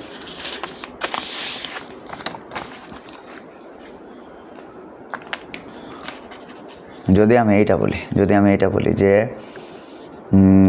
12, 5 আর 13 এটা দিয়ে সমকোণী ত্রিভুজ আঁকা যাবে কিনা, তাহলে লিখবো বড়টার বর্গ 13-এর উপর স্কোয়ার কত হয়? 169। বাকিগুলার বর্গ দেখবো 12 স্কোয়ার প্লাস 5 স্কোয়ার, ক্যালকুলেটার মারবো, এটাও হয় 169। মিলে গেছে, এটা দিয়ে সমকোণী ত্রিভুজ আঁকা যাবে। তোরে যদি বলে যে 6, 8, 10 এটা দিয়ে সমকোণী ত্রিভুজ আঁকা যাবে না। বড়ের উপর স্কোয়ার, বড়োর বর্গ কত? 100। আর বাকিগুলোর বর্গ 6-এর বর্গ প্লাস 8-এর বর্গ যোগ দিলে 100। তাহলে এটা দিয়েও সমকোণী ত্রিভুজ আঁকা যাবে, কিন্তু যেটা মিলবে না ওটা দিয়ে সমকোণী ত্রিভুজ আঁকা যাবে না। এটাই নিয়ম। ওকে, আশা করছি এটা বুঝতে পারছি। এরপরে আমরা এখানে কিছু লেখা আছে যে রম্বসের বৈশিষ্ট্য সম্পর্কে লেখা আছে। তো রম্বসের বৈশিষ্ট্য কি একটু আমরা পড়ে ফেলি। রম্বসের বৈশিষ্ট্য, রম্বস দেখতে কীরকম বলো তো? রম্বস দেখতে হলে এইরকম, 4টা বাহু সমান কিন্তু কোমর বাঁকা, তাদেরকে বলা হয় রম্বস। এটাকে বলা হয় রম্বস। দেখ, 4টা বাহু সমান 1 2 3 4, 4 বাহু সমান কিন্তু কোমরটা তার বাঁকা, কোমর বাঁকা, এটাকে বলা হয় রম্বস। তো রম্বসের বৈশিষ্ট্য 1 নম্বরে হলো প্রত্যেক বাহু সমান, প্রত্যেক বাহু সমান, এটা এটা এটা এটা প্রত্যেকটা বাহুই কি রম্বসের সমান। কতটা সত্য? কোনো কোণে সমকোণ নাই। দেখ, এটাও সমকোণ না, বাঁকা, এটাও বাঁকা, এটাও বাঁকা, এটাও বাঁকা, কোনো কোণে সমকোণ নয়। সমকোণ মানে কি রে? খাড়া কোণ। রম্বসের কোনো কোণেই খাড়া কোণ নয়, অর্থাৎ কোনো কোণেই সমকোণ নয়। এবার বলেছে বিপরীত বাহুদ্বয় পরস্পর সমান ও সমান্তরাল। আসলেই সত্য, এই বিপরীত বাহুদ্বয়, এটা এটার বিপরীত, এটা সমান, এগুলো সমান, এটা এটা সমান, বিপরীত বাহুদ্বয় সমান এবং সমান্তরাল। সমান্তরাল মানে সোজা দাগ। দেখ, রেল লাইনের ধারের মতো এটা এটা সোজা হয়ে আছে, এটাও রেল লাইনের ধারের মতো কী হয়েছে? সোজা হয়ে আছে। তার মানে এই দাগটা আর এই দাগটা রেল লাইনের ধারের মতো সোজা হয়ে আছে, এই দাগটা এই দাগটা রেল লাইনের ধারের মতো সোজা হয়ে আছে। রেল লাইনের ধারের মতো সোজা হয়ে থাকলে তাদেরকে বলি সমান্তরাল, এবং তারা সমানও। তাহলে বিপরীত বাহুদ্বয় পরস্পর সমান ও সমান্তরাল, কথাটা সত্য। এরপরে 4 নম্বর একটা লাইন লিখেছে যে বিপরীত কোণ পরস্পর সমান, আর রম্বসের বিপরীত কোণ পরস্পর সমান। অর্থাৎ আমি এই একটা রম্বসের বিপরীত কোণ সমান, এটার মান যদি হয় 70 ডিগ্রি, তাহলে এই কোণটার মানও হবে 70 ডিগ্রি। মানে বিপরীত কোণ কী বলো তো? সমান। রম্বসের বিপরীত কোণ সমান, মুখস্থ রাখবা। তারপরে 4 নম্বর গেল। 5 নম্বর বলেছে সন্নিহিত বাহুদ্বয় পরস্পর, সন্নিহিত বাহুদ্বয় না, সন্নিহিত কোণদ্বয়, এখানে লিখবা সন্নিহিত কোণদ্বয়, ঠিক আছে? বাহুদ্বয় না, সন্নিহিত কোণদ্বয় পরস্পর সম্পূরক। সন্নিহিত লিখবা কোণদ্বয়, সন্নিহিত কোণদ্বয় পরস্পর সম্পূরক। চলো দেখি রম্বসের সন্নিহিত কোণদ্বয় পরস্পর সম্পূরক দেখি। সন্নিহিত কোণদ্বয়, আচ্ছা দেখো, এই একটা রম্বস, সন্নিহিত কোণদ্বয় বলতে আমি বুঝাচ্ছি কী কোণ? এ কোণ আর এই মনে করো A B C R D দিলাম। আচ্ছা, এর সন্নিহিত কোণ কোনটা? এর কাছাকাছি কোণ যেগুলো, এর কাছাকাছি কোণ, এদিকে গেলে বি কোণ আর এদিকে গেলে কী কোণ? ডি কোণ। তাহলে আমরা বলতে পারি এর সন্নিহিত কোণ কি? বি কোণ। বা এই দিকে থেকে বলতে পারি এর সন্নিহিত কোণ ডি কোণ। তাহলে এডি পরস্পরের সন্নিহিত কোণ, এবি পরস্পরেরও কী কোণ? সন্নিহিত কোণ। এখানে বলেছে এখন রম্বসের একটা বৈশিষ্ট্য হলো এই কাছাকাছি কোণের যোগফল সবসময় 180 ডিগ্রি হয়, এটা মনে রাখবা। রম্বসের একটা বৈশিষ্ট্য হলো কাছাকাছি কোণের যোগফল, তাহলে কাছাকাছি কী কোণ? এ কোণ যোগ আর কাছাকাছি কী আছে? বি আছে। তাহলে এই যোগফল এখানে যদি এমসিকিউ দেয় কত ডিগ্রি? উত্তর মারবো কয় ডিগ্রি? 180 ডিগ্রি। অথবা এরকম যদি এমসিকিউ দেয় যে এ কোণ যোগ এর কাছাকাছি ওপরের দিকে গেলে কী আছে? ডি, এ কোণ যোগ ডি কোণ কয় ডিগ্রি? উত্তর মারবো 180 ডিগ্রি। মানে দুটি কোণের যোগফল সবসময় 180 ডিগ্রি হয়। আর এই ঘটনাকে বলা হয় সম্পূরক। সম্পূরক, তাহলে সম্পূরক কাকে বলে? দুটি কোণের যোগফল যদি 180 ডিগ্রি হয় তাদেরকে গণিতের ভাষায় বলা হয় সম্পূরক কোণ। তাহলে বলো তো বলো তো যে রম্বসের দুটি কোণ পরস্পর সম্পূরক কোণ, মানে দুটি কোণের যোগফল সবসময় কত হবে? দুটি কোণ মিলে হবে 180 ডিগ্রি। তাহলে এখান থেকে আরেকটা এমসিকিউ দিতে পারে যে রম্বসের সন্নিহিত কোণ দেয় যেহেতু পরস্পর সম্পূরক, তাহলে এটা যদি 70 ডিগ্রি হয়, এটা কত ডিগ্রি? তাহলে সন্নিহিত রম্বসের সন্নিহিত কোণ দেয় পরস্পর সম্পূরক, সন্নিহিত কোণ দেয় পরস্পর সম্পূরক মানে দুই কোণ মিলে যোগফল কত? 180। দুই ভাই মিলে খাবে 180, তাহলে দুই ভাই মিলে খাবে 180, তার মধ্যে এক ভাই 70 খেয়ে ফেলেছে, আরেক ভাইয়ের ভাগে আছে 110 ডিগ্রি, তখন এই কোণের মান হবে 110 ডিগ্রি। এভাবে আমরা বের করতে পারবো যে রম্বসের সন্নিহিত কোণ দেয় পরস্পর কী বলতো? সম্পূরক। এভাবে আমরা বের করতে পারবো। আশা করছি বুঝতে পারছো। সম্পূরক মানে দুই কোণের যোগফল কয় ডিগ্রি বলতো? 180 ডিগ্রি। এখান থেকে একটা ম্যাজিক দেখে তোমাকে যে রম্বসের একটি কোণ জানলে বাকি তিনটি কোণ বের করা যায়। মনে করে এটা 70 ডিগ্রি, তাহলে বলো তো সন্নিহিত কোণ দেয় পরস্পর সম্পূরক মানে 180 ডিগ্রি, দুই ভাই মিলে খাবে 180 ডিগ্রি, তার মধ্যে এক ভাই কত ডিগ্রি? 70 ডিগ্রি খেয়েছে, বাকি এক ভাই কয় ডিগ্রি খাবে? 110 ডিগ্রি। এবার বলো রম্বসের বিপরীত কোণ সমান, এটা 70 হলে বলতে পারি এটাও 70, এটা 110 হলে বলতে পারি এটাও কত? 110। তাহলে দেখো আমি কোণ জানতাম একটা, বাকিগুলো তিনটা বের হয়ে গেল। তাহলে রম্বসের একটা কোণ জানলে বাকি তিনটা কোণ বের করা যায়। সন্নিহিত কাছাকাছি কোণ কত? 180 থেকে বাদ দিবা, তাহলে 180 থেকে 70 বাদ দিলে কত? 110 ডিগ্রি। এবার বিপরীত কোণ সমান 70 হলে 70, 110 হলে 110। পারবো না? পারবো না, পারবো। এরপরে আমাকে বলেছে তাহলে রম্বসের কোণ দ্বয় সন্নিহিত কোণ দ্বয় পরস্পর সম্পর্ক, কথাটা সত্য। তারপর আমাকে লাস্টের একটা লাইন বলেছে রম্বসের কর্ণদ্বয় পরস্পরকে সমকোণে সমদ্বিখণ্ডিত করে। তো এটা আমরা দেখি রম্বসের কর্ণদ্বয় পরস্পরকে সমকোণে সমদ্বিখণ্ডিত করে কিভাবে? রম্বসের কর্ণদ্বয় পরস্পরকে সমকোণে সমদ্বিখণ্ডিত করে কিভাবে একটু আমরা দেখে ফেলি। এই যদি একটা রম্বস হয়, তাহলে রম্বসের কর্ণদ্বয় এই একটা কর্ণ, এই একটা কর্ণ, এই কর্ণগুলো সবসময় একে অপরকে সমান দুই ভাগ করে, মানে সমদ্বিখণ্ডিত করে। আর প্রত্যেকটা এক একটা করে 4টা সমকোণী ত্রিভুজ তৈরি হয়, তার মানে এরা সমকোণে সমদ্বিখণ্ডিত হয়েছে। তার মানে বলবো রম্বসের কর্ণদ্বয় পরস্পরকে সমকোণে সমদ্বিখণ্ডিত করে, কথাটা সত্য, মুখস্থ করে ফেলবা। তাহলে রম্বসের এই সত্য কথাগুলো থেকে তোমাকে এমসিকিউ দিতে পারে বহুপদের এমসিকিউ কী দিবে? বলবে রম্বসের জন্য নিচের কোনটি সত্য, এরকম সত্য লাইন দিব 2টা 3টা, কোনটা সত্য দেখবা। আশা করছি এটা বুঝতে পারছো রম্বসের বৈশিষ্ট্যগুলো, আশা করছি তোমরা বুঝতে পারছো। ঠিক আছে, এরপরে আমরা বাকিগুলো দেখব। চলো বাকিগুলো দেখি।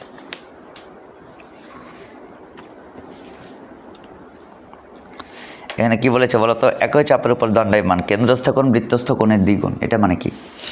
একই চাপের উপর দণ্ডায়মান কেন্দ্রস্থ কোণ বৃত্তস্থ কোণের দ্বিগুণ। চলো এটা আমরা একটু দেখে ফেলি যে একই চাপের উপর দণ্ডায়মান কেন্দ্রস্থ কোণ বৃত্তস্থ কোণের কি? দ্বিগুণ। চলো দেখি। আচ্ছা, কেন্দ্রস্থ বৃত্তস্থ কোণ কাকে বলে? এই যদি হয় আমার বৃত্ত, দেখতে পাচ্ছ আশা করি। এই যদি হয়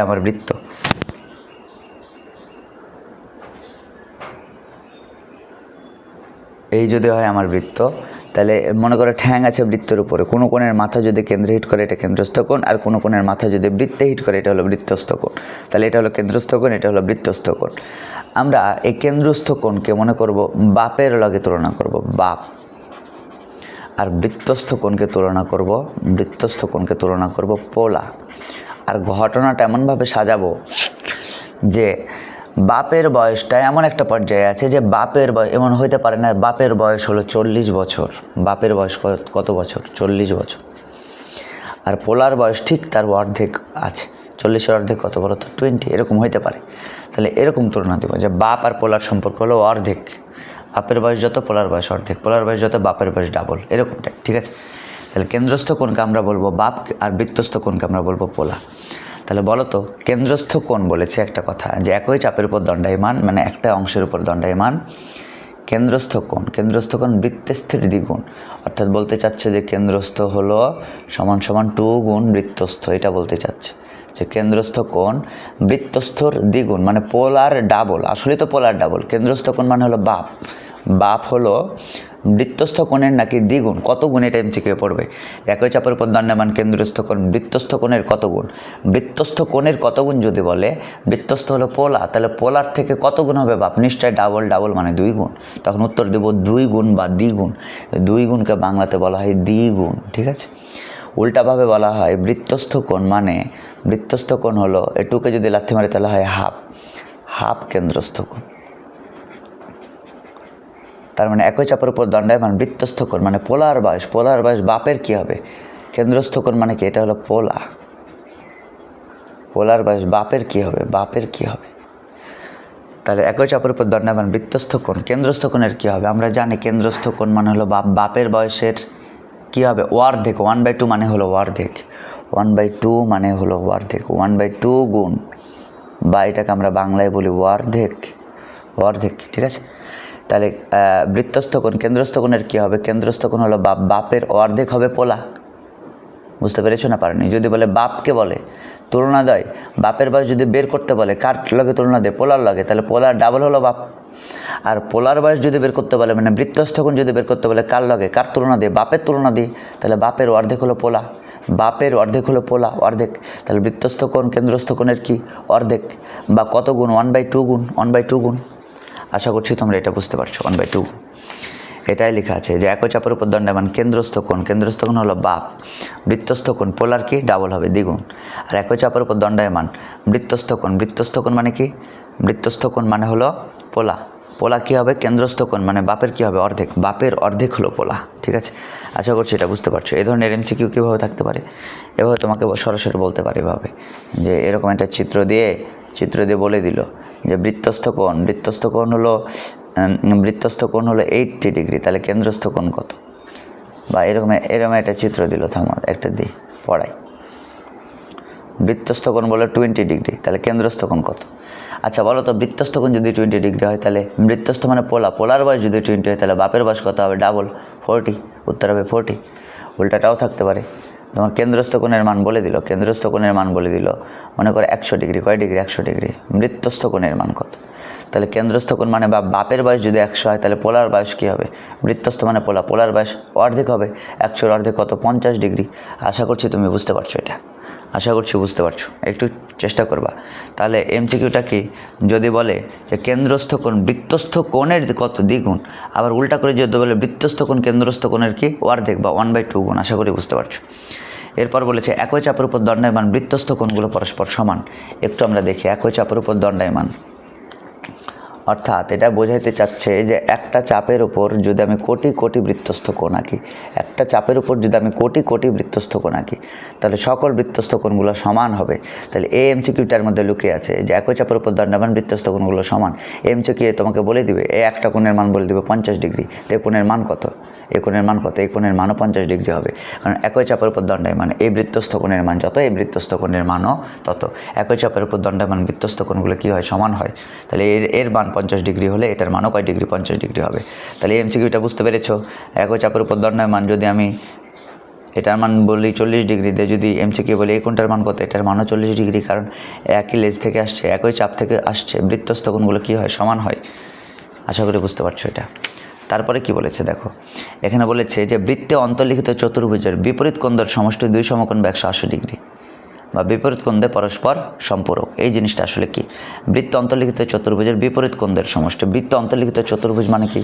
বৃত্তের পেটের মধ্যে যদি কোনো চতুর্ভুজ ঢুকে পড়ে, বৃত্তের পেটের মধ্যে যদি কোনো চতুর্ভুজ ঢুকে পড়ে, তাহলে এটাকে আমরা বলবো বৃত্তে অন্তর্লিখিত চতুর্ভুজ।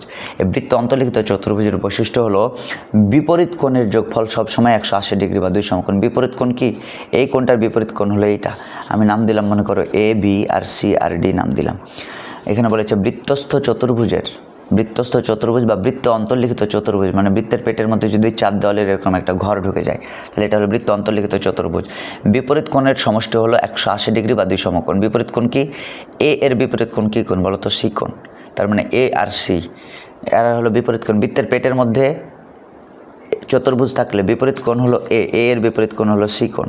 এই বিপরীত কোণের যোগফল মানে 2 ভাই মিলে খাবে 180 ডিগ্রি আজীবন। তাহলে MCQ এরকম একটা চিত্র দিয়ে যদি বলে এ কোণ প্লাস এই কোণের মান কত? 180 ডিগ্রি। এরকম একটা চিত্র দিয়ে যদি বলে যে কোণ ABC প্লাস কোণ ADC এর মান কত? ABC 3 অক্ষরে থাকলে মাঝেরটা কোণ বোঝায়, মানে বি কোণ বোঝাচ্ছে। 3 অক্ষরে থাকলে মাঝেরটা কোণ বোঝায়, এটা ডি কোণ বোঝাচ্ছে। বি কোণ আর ডি কোণ পরস্পর বিপরীত কোণ। বিপরীত কোণের যোগফল এখানেও কয় ডিগ্রি হবে? 180 ডিগ্রি। আশা করছি MCQগুলো পারবা। মানে 2 ভাই মিলে, মানে বৃত্তের পেটের মধ্যে চতুর্ভুজ ঢুকে গেলে 2 ভাই মিলে খাবে 180 ডিগ্রি। তার মধ্যে এক ভাইয়ের মান দিয়ে দিবে তোমারে এভাবেও দিতে পারে যে এর মান 100 ডিগ্রি হলে C এর মান কত। তাহলে বলো তো দুই ভাই মিলে খাবে 180 ডিগ্রি, তার মধ্যে এক ভাই বড় ভাই 100 খেয়ে ফেলেছে, তাহলে ছোটো ভাইয়ের জন্য আছে কয় ডিগ্রি বলো তো 80 ডিগ্রি। তাহলে তোমাকে এভাবেও দিতে পারে যে বি কোণের মান ইকুয়াল টু 50 ডিগ্রি হলে ডি কোণের মান কত। তাহলে দুই ভাই মিলে খাবে 180, তার মধ্যে বড় ভাই 50 খেয়ে ফেলেছে, বড় ভাই 50 বাদ দিয়ে দে, তাহলে কয় ডিগ্রি থাকে 130 ডিগ্রি। আশা করছি তোমরা বুঝতে পারছো, একটা কোণ দিলে বৃত্তের পেটের মধ্যে একটা কোণ দিলে আর একটা কোণও বের করতে পারবো। আর দেখো দুইটা কোণের যোগফল 180 ডিগ্রি, তার মানে কি এরা পরস্পর সম্পর্ক। আমরা একটু আগে পড়লাম গণিতের ভাষায়, দুই কোণের যোগফল 180 ডিগ্রি বললে তাদেরকে পরস্পর কী বলা হয়, সম্পূরক বলা হয়। এ কারণে লেখা আছে যে বৃত্ত অন্তর্লিখিত চতুর্ভুজের বিপরীত কোণদের সমষ্টি হলো দুই সমকোণ 180 ডিগ্রি, আর বিপরীত কোণদের পরস্পর কি সম্পর্ক। কেন সম্পর্ক?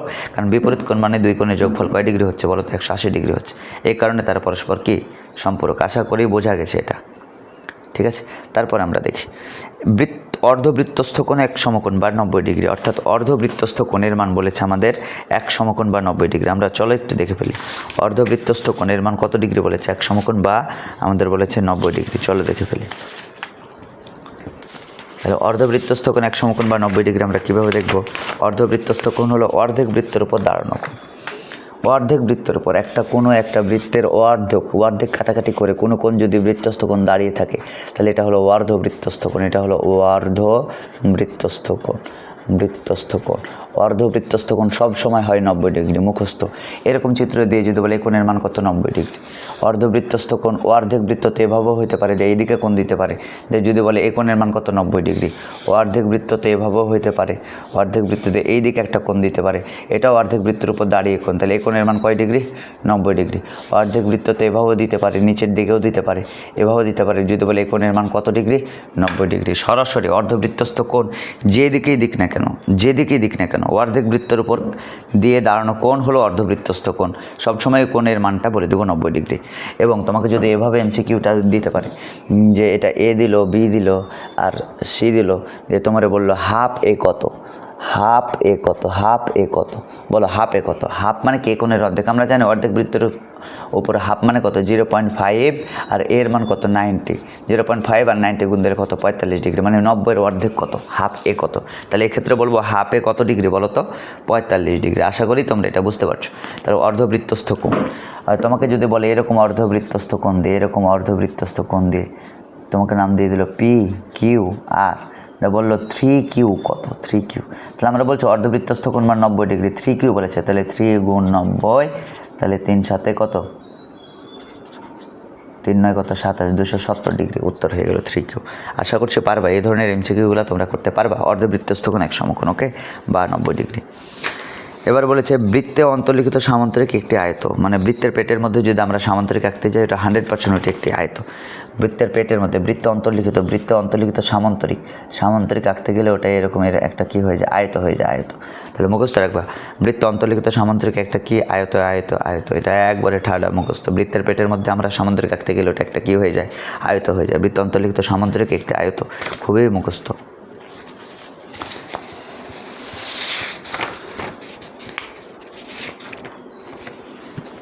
এরপরে আমাদের কি আছে দেখো, এরপরে আমাদের এখানে বলেছে ছোট্ট করে কিছু কথাবার্তা বলেছে যে অর্ধবৃত্ত অপেক্ষা ছোট চাপ আর অর্ধবৃত্ত অপেক্ষা বড় চাপ। বৃত্তের কাটা অংশকে আমরা চাপ বলি, বৃত্তের কাটা অংশকে আমরা চাপ বলি। দেখো তো এই জায়গাতে আমরা কতটুকু কাটা অংশ কেটেছি, ছোট্ট একটা অংশ, তাহলে ছোট অংশকে আমরা বলবো উপচাপ। আর এখানে দেখো আমরা বড় একটা অংশ কেটেছি, এইখান থেকে এই পর্যন্ত, এই বড় অংশকে আমরা বৃত্তের বড় কাটা অংশকে বলবো অধিচাপ। তাহলে বলো তো এখানে ছোট্ট করে বলেছে কি, এখানে বলেছে অর্ধবৃত্ত অপেক্ষা ছোট চাপ হলো উপচাপ। দেখো অর্ধবৃত্ত হলে মিনিমাম এইখান পর্যন্ত যাওয়া লাগতো, এই অর্ধবৃত্ত থেকে আমি ছোট অংশ কেটেছি, তো এটাকে আমরা বলবো উপচাপ। অর্ধবৃত্ত অপেক্ষা ছোট চাপ হলো উপচাপ। আর অর্ধবৃত্ত হলে মিনিমাম অর্ধেক যাওয়া লাগতো, তার থেকে আমরা বেশি কেটেছি, এইদিকে একটু বেশি নিয়েছি, এইদিকে আরও বেশি নিয়েছি। তাহলে অর্ধবৃত্ত অপেক্ষা বড় চাপ হলো কী চাপ বলো তো, অধিচাপ। তাহলে এটা আমরা পারবো যে অর্ধবৃত্ত অপেক্ষা ছোট চাপ হলো উপচাপ, অর্ধবৃত্ত অপেক্ষা বড় চাপ হলো কী চাপ বলো তো, অধিচাপ। তাহলে উপচাপ আর অধিচাপ আমরা বলতে পারবো। ছোট চাপ, উপচাপ মানে ছোট চাপ, অধিচাপ মানে বড় চাপ। এবার দেখো উপচাপের অনবন্ধী চাপ হলো অধিচাপ, এটা মনে রাখবো। উপচাপের অনবন্ধী চাপ মানে অনবন্ধী মানে বিপরীত। তাহলে বলো তো উপচাপের অনবন্ধী চাপ মানে বিপরীত চাপকে অধিচাপ, আবার অধিচাপের অনবন্ধী চাপকে অনবন্ধী।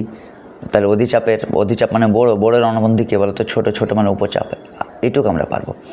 এরপর আমরা দেখব যে কোনো বৃত্তের চাপে অন্তর্লিখিত কোণ, দণ্ডায়মান কোণ এগুলো কী ধরনের কোণ, এগুলো আমরা একটু ব্যাখ্যা করব। অন্তর্লিখিত কোণ, দণ্ডায়মান কোণ কী ধরনের কোণ, এগুলো আমরা একটু ব্যাখ্যা করার চেষ্টা করব। কোনো চাপে অন্তর্লিখিত কোণ, দণ্ডায়মান কোণ কী ধরনের কোণ, এটা আমরা একটু ব্যাখ্যা দেওয়ার চেষ্টা করব। চলো একটু আমরা ব্যাখ্যা দিই। কোনো চাপে অন্তর্লিখিত কোণ, দণ্ডায়মান। আচ্ছা, একটা কথা মনে রাখি যে চাপ রিলেটেড যদি অন্তর্লিখিত চাপ রিলেটেড যত প্রবলেম বলবে, হয় তোমাকে বলবে অন্তর্লিখিত, বলবে যে অন্তর্লিখিত কোণ কী ধরনের কোণ, অথবা তোমাকে বলবে দণ্ডায়মান কোণ কী ধরনের কোণ চাপের। আর চাপের নাম কি বলবে? চাপের নামে দুইটাই, হয় উপচাপ বলবে অথবা কি বলবে অধিচাপ বলবে। উপচাপ বা অধিচাপ এই দুইজনের মধ্যেই তোমাকে বলবে চাপের কথা, উপচাপ বা অধিচাপ। আর কি বলবে? হয় তোমাকে অন্তর্লিখিত বলবে অথবা তোমাকে দণ্ডায়মান বলবে। মানে তোমাকে বলবে উপচাপে অন্তর্লিখিত কোণ কী ধরনের কোণ, বা উপচাপে দণ্ডায়মান কোণ কী ধরনের কোণ, বা অধিচাপে অন্তর্লিখিত কোণ কী ধরনের কোণ, বা অধিচাপে দণ্ডায়মান কোণ কী ধরনের কোণ। তার মানে চাপের মধ্যে আছে উপচাপ, অধিচাপ। আর এই চাপের মধ্যে প্রশ্ন আছে দুইটা, একটা অন্তর্লিখিত নিয়ে আর একটা হলো দণ্ডায়মান নিয়ে। এগুলোর জন্য উত্তর, সবগুলোরই উত্তর দুইটার মধ্যে সীমাবদ্ধ। হয় উত্তর হবে সূক্ষ্ম কোণ অথবা উত্তর হবে স্থূল কোণ। তুমি যদি একটা বেসিক জানো তুমি সহজে বুঝতে পারবা যে এটা সূক্ষ্ম কোণ হবে নাকি স্থূল কোণ হবে। চলো দেখি, হয় উত্তর হবে সূক্ষ্ম কোণ অথবা উত্তর হবে কি বলো তো স্থূল কোণ। তো চলো আমরা দেখি যে উত্তর সূক্ষ্ম কোণ নাকি স্থূল কোণ। আমরা চোখের দেখে একটু দেখি যে সূক্ষ্ম কোণ কি 90 ডিগ্রি ছোট কোণ, মানে এরকম একটু কুজা টাইপ, মানে খাড়া না এরকম একটু কোজা টাইপকে আমরা বলবো সূক্ষ্ম কোণ। মানে চোখে দেখে বুঝতে পারবো, মানে একটু ন্যারো হয়ে থাকবে, একটু মানে চেপে থাকবে একটু, বুঝতে পারছো কি? কারণ এখান থেকে যদি খাড়া হয়তো খাড়া হলে এটা হয়তো সমকোণ, তার থেকে একটু হলো কম আছে এটা, তাহলে এটা কী কোণ? অবশ্যই সূক্ষ্ম কোণ। মানে আমি বলতে চাচ্ছি এরকম খাড়া হলে সমকোণ, তার থেকে একটু যদি ন্যারো হয়ে যায়, সরু হয়ে যায়, একটু যদি কুজা হয়ে যায়, একটু যদি চেপে যায়, তাহলে এটা 90 থেকে কম হয়ে যায়, তাহলে এটা একটা সূক্ষ্ম কোণ, এটা একটা সূক্ষ্ম কোণ। তাহলে এরকম একটু যদি চেপে থাকে, একটু ন্যারো দেখাইলে বলবে এটা একটা সূক্ষ্ম কোণ। একটু কনসেপ্ট না, ন্যারো দেখাইলে বলবে এটা একটা সূক্ষ্ম কোণ। আর যদি ন্যারো না দেখে, একটু হেলে দুলে দেখায়, হেলে দুলে মনে দেখো এই খাড়া হলে কি হয় সমকোণ, তার থেকে যদি একটু হেলে যায় তাহলে 90 ডিগ্রি থেকে বড় হয়ে গেল না। 90-এর বড় কিন্তু 180-এর ছোট কোণকে স্থূলকোণ বলা হয়। অর্থাৎ 90-এর বড় হয়ে গেলে স্থূলকোণে পড়ে যাচ্ছে, একটু হেলে গেলে স্থূলকোণে পড়ে যাচ্ছে। তার মানে স্থূলকোণ মানে কি বোঝায়? একটু হেলে দুলে বোঝায়। স্থূলকোণ মানে কি বোঝায়? একটু হেলে দুলে থাকবে, মানে কোনটা একটু সচরাচর বড় হবে। তাহলে আমরা বুঝবো কি যে আমাদের অঙ্কের উত্তর তো, এই প্রবলেমের উত্তর হয় সূক্ষ্মকোণ অথবা স্থূলকোণ। তো কোনটা সূক্ষ্মকোণ? একটু ন্যারো টাইপ যেটা, মানে একটু সরু টাইপ যেটা, এটাকে ধরবো সূক্ষ্মকোণ। আর একটু হেলে দুলে একটু বড় কোণ যেটা, এটাকে ধরবো স্থূলকোণ। একটু মাথায় কনসেপ্ট নাই, একটু সরু টাইপ বুঝলে সূক্ষ্মকোণ, আর একটু হেলে দুলে বুঝলে কী কোণ বলো তো? স্থূলকোণ। এই কনসেপ্টটা মাথায় নাও। এবার চলো দেখি, তোমাকে যদি উপচাপের এমসিকিউ দেয়, উপচাপের এমসিকিউ দিলে তুমি কি করবা? সুন্দর করে আগে একটা বাইরে ছোট্ট করে একটা চিত্র এঁকে উপচাপ মানে ছোট চাপ এভাবে নিয়ে নিলা বৃত্ত এঁকে ছোট চাপ নিয়ে নিলা। আর তোমাকে যদি অধিচাপের এমসিকিউ দেয়, তাহলে কী করবো? সুন্দর করে আমরা একটা বৃত্ত এঁকে অধিচাপ মানে কি বড় চাপ, এইভাবে বড় অংশ নিয়ে নিব। এই যেটা হলো আমার বড় চাপ, অধিচাপ, বড় অংশ নিলাম। এটা হলো আমার কী চাপ বলো তো? উপচাপ। তাহলে বলো উপচাপ বললে আমরা ছোট্ট করে এরকম একটা চিত্র বাইরে আঁকবো, আঁকতে আমার 1-2 সেকেন্ড লাগবে। অধিচাপ বলে এরকম একটা বড় করে একটা চাপ নিয়ে বাইরে আঁকবো, ঠিক আছে? এরপরে কেন্দ্র থেকে বলো, এখান থেকে দেখো, এখান থেকে একবার ওপরের দিকে একটা কোণ তৈরি করব, আর ভেতরের দিকে একটা কোণ তৈরি করব, দুইটা কোণ তৈরি করব। একই কথা এখানেও করব, এখান থেকে ওপরের দিকে একটা কোণ তৈরি করব, আর ভেতরের দিকে একটা কোণ তৈরি করব, ভেতরের দিকে। এবার খেয়াল করে দেখো, এই চিত্র আঁকতে পারলে তোমার ক্লোজ। উপচাপ বলে এই চিত্রটা এঁকে দিবা। বলো তো উপচাপে এখন তোমাকে যদি বলে, এখন বলে উপচাপ, এই চিত্রটা দেখে বলো, এই চিত্রটা দেখে তুমি কি বলছো? এখন ওপরের দিকে একটা, নিচের দিকে একটা। ওপরের দিকে মানে বলি দণ্ডায়মান, আর ভেতরের দিকে বলি কি? অন্তর্লিখিত। এই ভেতরের দিকে কোণ তৈরি করাকে বলা হয় অন্তর্লিখিত, আর ওপরের দিকে কোণ দেওয়াকে বলা হয় দণ্ডায়মান। তাহলে এটা হলো দণ্ডায়মান কোণ, আর এটা কি কোণ? অন্তর্লিখিত কোণ। কোথায়? কোন চাপে? উপচাপে। উপচাপে এটা দণ্ডায়মান কোণ। এটা কি কোণ? অন্তর্লিখিত কোণ। দণ্ডায়মান কেন বলছি? দণ্ডায়মান বলছি কারণ এই চাপের উপর দাঁড়িয়ে আছে, তাই এটা দণ্ডায়মান। আর চাপের ভিতরে ঢুকে গেছে, অন্তরে ঢুকে গেছে, তাই এটা অন্তর্লিখিত কোণ। ঠিক আছে। আচ্ছা এবার বলো তো, এটা হলো এই যে চাপের নাম কি? অধিচাপ। অধিচাপের উপর এটা কি দাঁড়িয়ে আছে, তাহলে এটা কি? দণ্ডায়মান কোণ। আর অধিচাপ, এটা অধিচাপের অন্তরের মধ্যে ঢুকে গেছে, তাহলে এটা অন্তরের মধ্যে ঢুকে গেলে এটা অন্তর্লিখিত কোণ। এবার একটু খেয়াল করে দেখো, উপচাপ আর অধিচাপ, দণ্ডায়মান কোণ আর অন্তর্লিখিত কোণ। তার মানে এখানে এমসিকিউ আছে দুইটা। উপচাপে দণ্ডায়মান কোণ কী ধরনের কোণ এটা, আর উপচাপে এই অন্তর্লিখিত কোণ মানে পেটের মধ্যে ঢুকে গেছে, এটা কী ধরনের কোণ? এটাই তো আমার জানার কোশ্চেন, তাই তো? এখানে আছে আমার অধিচাপে, এটা কী কোণ? উপরে দাঁড়িয়ে আছে, তাহলে এটা দণ্ডায়মান কোণ কী ধরনের কোণ, আর এটা অধিচাপে অন্তর্লিখিত কোণ কী ধরনের কোণ, এটাই আমার জানতে হবে, তাই তো? চলো দেখি আমরা একটু উত্তরটা দেখার চেষ্টা করি। একটু খেয়াল করে দেখো তো, খেয়াল করে দেখো তো যে উপচাপে, আচ্ছা দেখো তো এই দুইটার মধ্যে কি কোনটা ছোট, কোনটা ন্যারো দেখাচ্ছে, কোনটা হেলে দুলে দেখাচ্ছে? এইটা ন্যারো দেখাচ্ছে, এটা হেলে দুলে দেখাচ্ছে। তুমি কমন সেন্সে দেখলে বুঝতে পারবে যে এটা ন্যারো দেখাচ্ছে, একটু চিপা দেখাচ্ছে, আর এটা হেলে দুলে দেখাচ্ছে। আমি একটু আগে ট্রিক বললাম, ন্যারো দেখালে ওটা সূক্ষ্ম কোণ,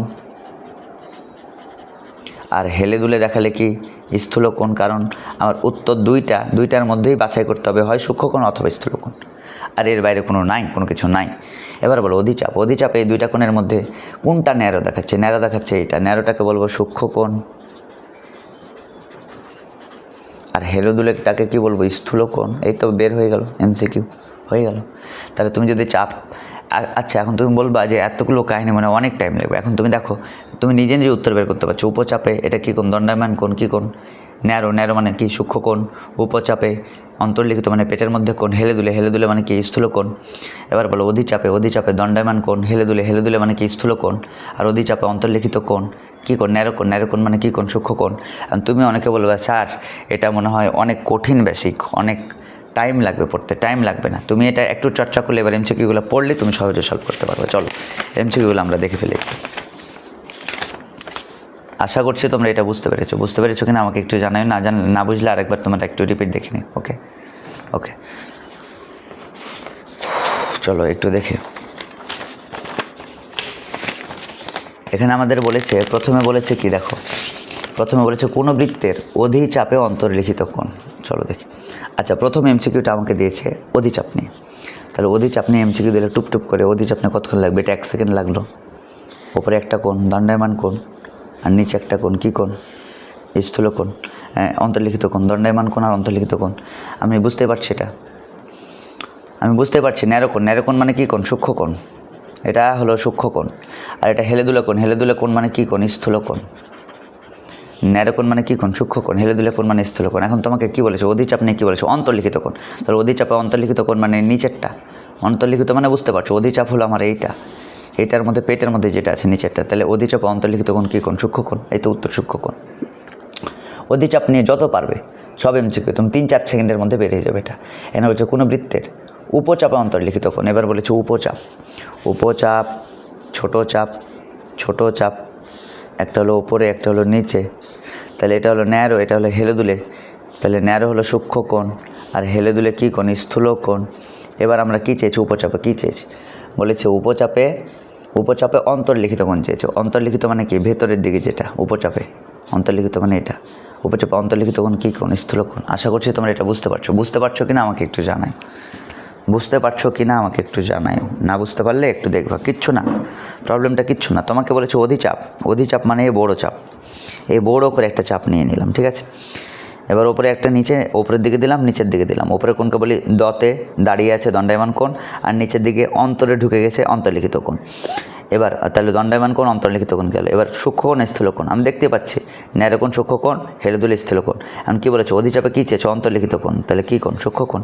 দণ্ডায়মান কোণ ছেলে কী কোণ? স্থূল কোণ। উপচাপে অন্তর্লিখিত কোণ। এই সূত্রগুলো লিখতে পারবা, আশা করছি এগুলো তোমরা বানাইতে পারবা, ঠিক আছে। এবার চলো দেখি। এখানে বলেছে কোনো বৃত্তের উপচাপে অন্তর্লিখিত কোণ। আচ্ছা অন্তর্লিখিত কোণের এখানে একটা ট্রিক বলেছে, অন্তর্লিখিত উত্তর হবে উল্টা। আচ্ছা অনেকে ট্রিক বলেছে যে ট্রিকটা যদি তুমি বুঝতে না পারো তাহলে ট্রিকটা অ্যাপ্লাই করতে পারো, যে অন্তর্লিখিত কোণের উত্তর হবে উল্টা। উত্তর হবে কি? উল্টা। অন্তর্লিখিত কোণের উত্তর হবে উল্টা। অন্তর্লিখিত শব্দ থাকলে উত্তর হবে উল্টা। উত্তর হবে উল্টা, বড়োর জন্য ছোট, ছোটোর জন্য বড়। অর্থাৎ এই ট্রিকটা কি, তোমাকে যদি বলে যে উপচাপে অন্তর্লিখিত কোণ কি, তো উপচাপে অন্তর্লিখিত কোণ, উপচাপ মানে ছোট, অন্তর্লিখিত ট্রিক কি বলো তো? উল্টা। ট্রিক দিয়ে যদি তুমি পড়তে চাও, এটা যদি মাথায় না ধরে তাহলে তুমি ট্রিক দিয়ে পড়তে পারো। ট্রিকটা কি? লেখাই আছে যে অন্তর্লিখিত। অন্তর্লিখিত এই শব্দটা মানে হলো উল্টা, উল্টা, উল্টা। আর দণ্ডায়মান, দণ্ডায়মান শব্দের অর্থ হলো একই। দণ্ডায়মান হলো সেম, একই। দণ্ডায়মান মানে একই। এই শব্দ দুটো জানলেও তুমি এগুলোর উত্তর করতে পারবা। চলো দেখি কীভাবে ট্রিক দিয়ে। অন্তর্লিখিত মানে উল্টা, দণ্ডায়মান মানে সেম বা একই। চলো দেখি। তোমাকে বলো উপচাপে অন্তর্লিখিত কোণ কি? উপচাপের অন্তর্লিখিত কোণ কি? তুমি চিত্রমিত্র ছাড়াই উত্তর করতে চাচ্ছ। উপচাপে অন্তর্লিখিত কোণ কি? তাহলে বলো উপচাপ মানে হলো ছোট, অন্তর্লিখিত মানে হলো উল্টা। তাহলে ছোটের উল্টা কি হবে? বড়। বড় মানে কি কোণ? স্থূল কোণ। বের হয়ে গেল। তাহলে অন্তর্লিখিত মানে কি? উল্টা। তাহলে উপচাপ মানে হলো ছোট, ছোট। অন্তর্লিখিত মানে উল্টা। তাহলে ছোটের উল্টা কি কোণ হবে? বড় কোণ। বড় কোণ স্থূল কোণ। তোমাকে যদি বলে অধিচাপের, অধিচাপের অন্তর্লিখিত কোণ, দেখো অধিচাপের কি কোণ বলো তো? অন্তর্লিখিত কোণ। অধিচাপের অন্তর্লিখিত কোণ, এটা কি কোণ? তাহলে অধিচাপ মানে হলো বড়, অন্তর্লিখিত মানে উল্টা। তাহলে বড়োর উল্টা কি? ছোট। ছোট মানে সূক্ষ্ম কোণ। আশা করছি আমরা এটা সলভ করতে পারবো। আচ্ছা, আমরা দেখে ফেলি তাহলে। তাহলে আমরা একটা শব্দ বললাম যে যদি তোমাকে অন্তর্লিখিত বলে, অন্তর্লিখিত মানে কি? অন্তর্লিখিত মানে উল্টা, অন্তর্লিখিত মানে উল্টা। আর যদি বলে যে দণ্ডায়মান, দণ্ডায়মান মানে হলো সেম। এখন তোমাকে এখানে বললো যে কোনো বৃত্তের অধিচাপে দণ্ডায়মান কোণ কি? অধিচাপ, অধিচাপে দণ্ডায়মান কোণ। এখানে বললো অধিচাপে, অধিচাপে দণ্ডায়মান, দণ্ডায়মান কোণ। তাহলে কি হবে? তাহলে অধিচাপ মানে কি? অধিচাপ মানে কি বলো তো? বড়। দণ্ডায়মান মানে কি? একই, একই। দণ্ডায়মান মানে হলো একই। তাহলে বড়োতে একই হবে। তাহলে বড়োতে কী হবে? বড়ই হবে উত্তর। উত্তর বড়। উত্তর বড় মানে কি কোণ? স্থূল কোণ। স্থূল কোণ। পারবো। তোমাকে যদি বলে উপচাপে দণ্ডায়মান কোণ কি? উপচাপে দণ্ডায়মান কোণ কি? দণ্ডায়মান কোণ কী ধরনের কোণ? উপচাপ মানে কি বলো তো? ছোট। আর দণ্ডায়মান মানে হলো একই। তাহলে এখানেও উত্তরও হবে কি? একই মানে ছোট। ছোটোর জন্য উত্তর একই মানে ছোট। বোঝা গেছে কি? তাহলে ছোটোর জন্য কি হবে? সূক্ষ্ম কোণ। আশা করছি তোমরা বুঝতে পারছো। কিন্তু যদি বলি অধিচাপে অন্তর্লিখিত কোণ কি? অধিচাপে অন্তর্লিখিত কোণ, অন্তর্লিখিত কোণ।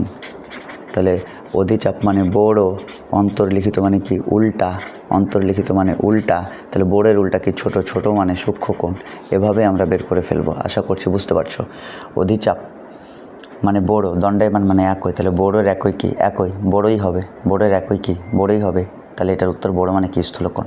উপচাপের দণ্ডায়মান কোণ, উপচাপ মানে ছোট, দণ্ডায়মান মানে একই। ছোটোর একই কি? ছোট। ছোট মানে কি? সূক্ষ্ম কোণ। কিন্তু অন্তর্লিখিত বললে উল্টা। অধিচাপের মানে বড়, বড়োর উল্টা ছোট, ছোট মানে সূক্ষ্ম কোণ। আশা করছি বড় ছোট দিয়েও তোমরা এগুলো বের করতে পারবা। তাহলে অধিচাপ, উপচাপ এগুলো রিলেটেড সব প্রবলেম সলভ করতে পারবা।